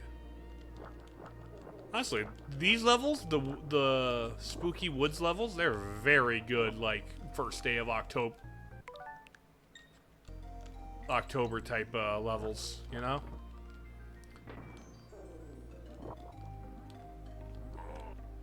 You know, just standing there waiting to get him.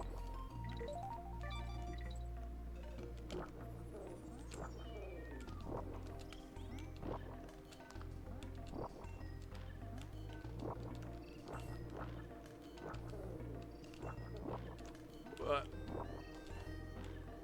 Come on. Do.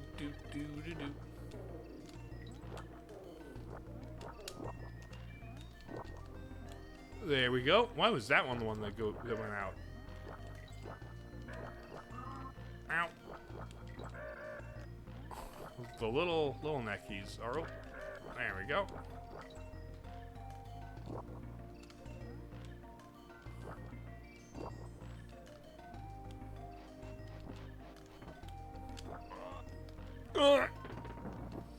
You know, that's one thing about King K. Rool in Smash Bros. They didn't have him make the grunt sound that the Kremlings make. Like, that would have been just perfect. Like, I love K. Rool in Smash. But having him make the would have been perfect.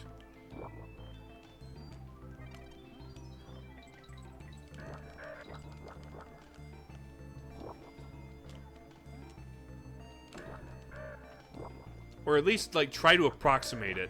But at the same time, it's Smash Bros. And all the animalistic characters have to be, like, ridiculously animalistic. Like, you had to match Donkey Kong, who doesn't get to have his voice acting, unfortunately.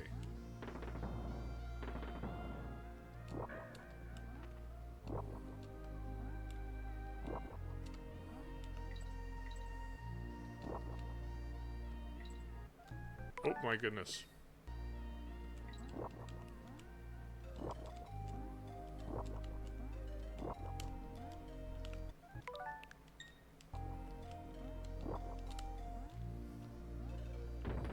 we go.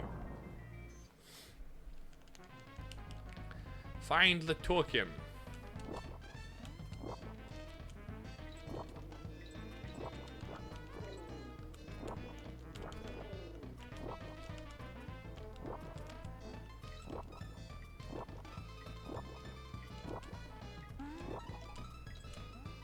There we go. Let's go. 41.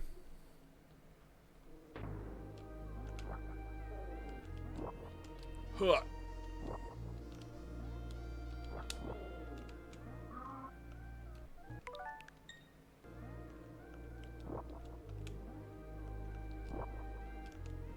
Bonk.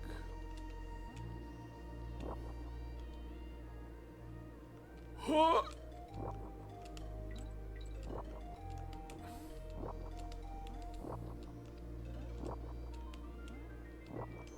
Oh no! I'm abusing this, aren't I? I'm abusing the power of the rewind.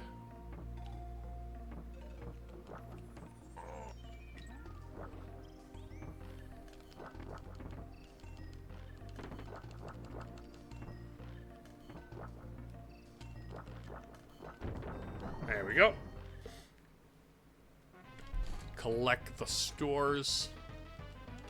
It's the rare logo, which is like half of an R.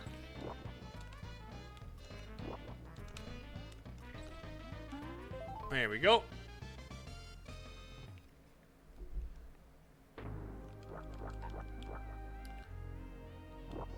Rare like to be very self-referential in their games, which makes it very awkward that they are 2, 3, 4, 2, 3.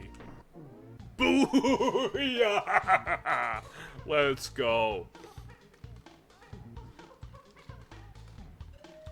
Well done, Mr. Kong.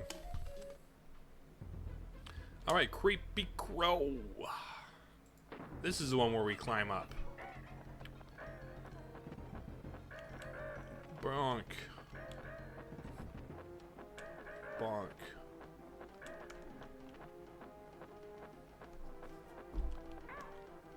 Oopsie. I'll do it off that. Oh! Oh, right. Okay, never mind.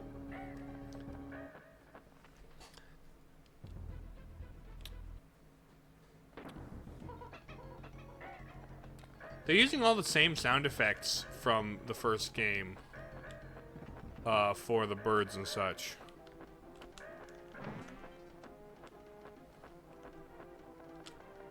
Bonk. Get hit by a barrel, you incorporeal being. I'm not sure how incorporeal beings get hit by barrels.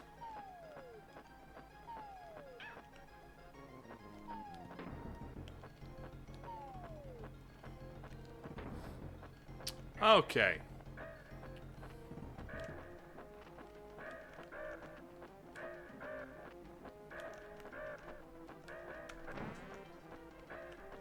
Okay, you non-corporeal being. Bonk!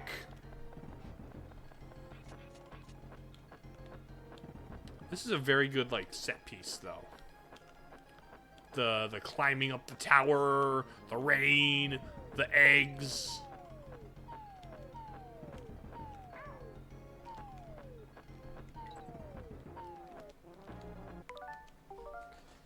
We'll do this right.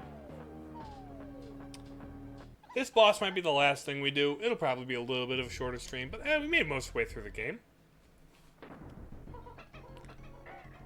Hello. Grr, grr. Grr, grr. Grr, grr. Get bonked. You non-corporeal bird. You thought you could, like, hurt me by walking into me?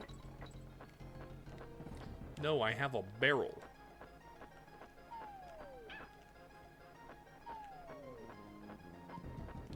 I'm going to harm your non-physical being with a barrel.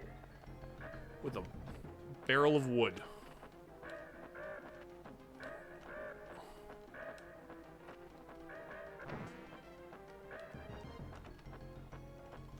a wooden barrel to you.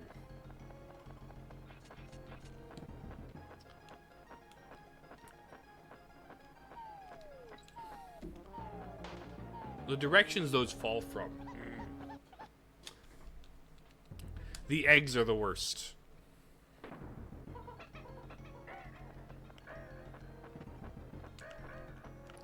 All of the dead crows. All of the dead crows. Oopsie. All of the dead crows. Yeah, yell at me.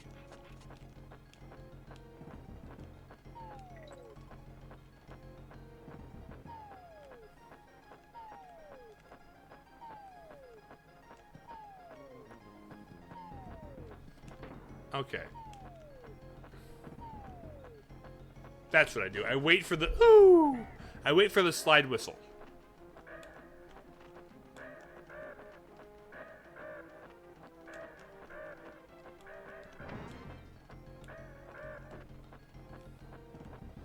Walk into me. Okay, that was dumb.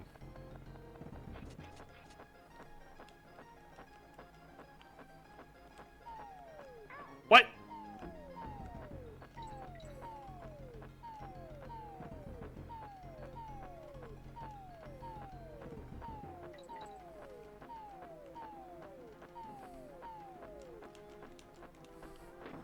Okay.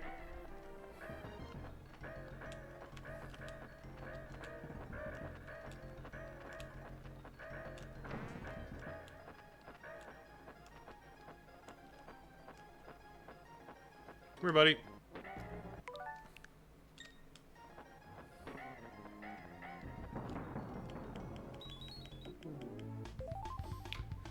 I sent you to the afterlife further. I don't know where you were headed, but your K rules keep. If I was going for longer, I could beat this game. Oh, there's DK Island.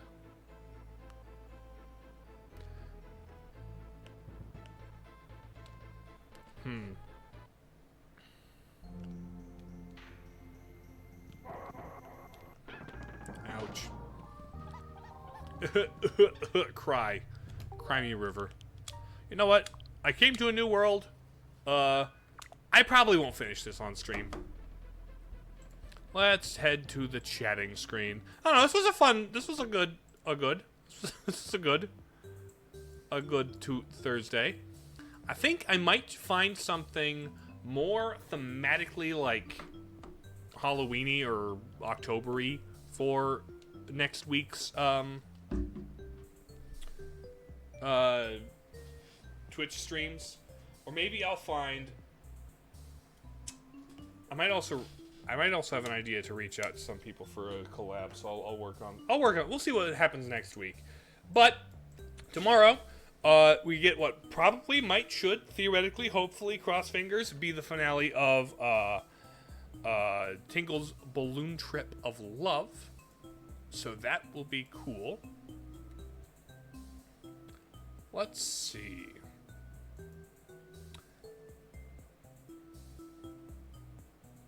We've got some people streaming right now. There aren't many of us, unfortunately. But I'm going to raid Bree anyway. Tales of Zestiria is what she's working on. So let's raid Bree. It's been a bit since we've raided Bree. Let's go. Boom. It's only the two of us.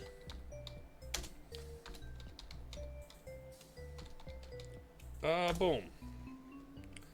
Okay, we're gonna raid Bree here pretty soon.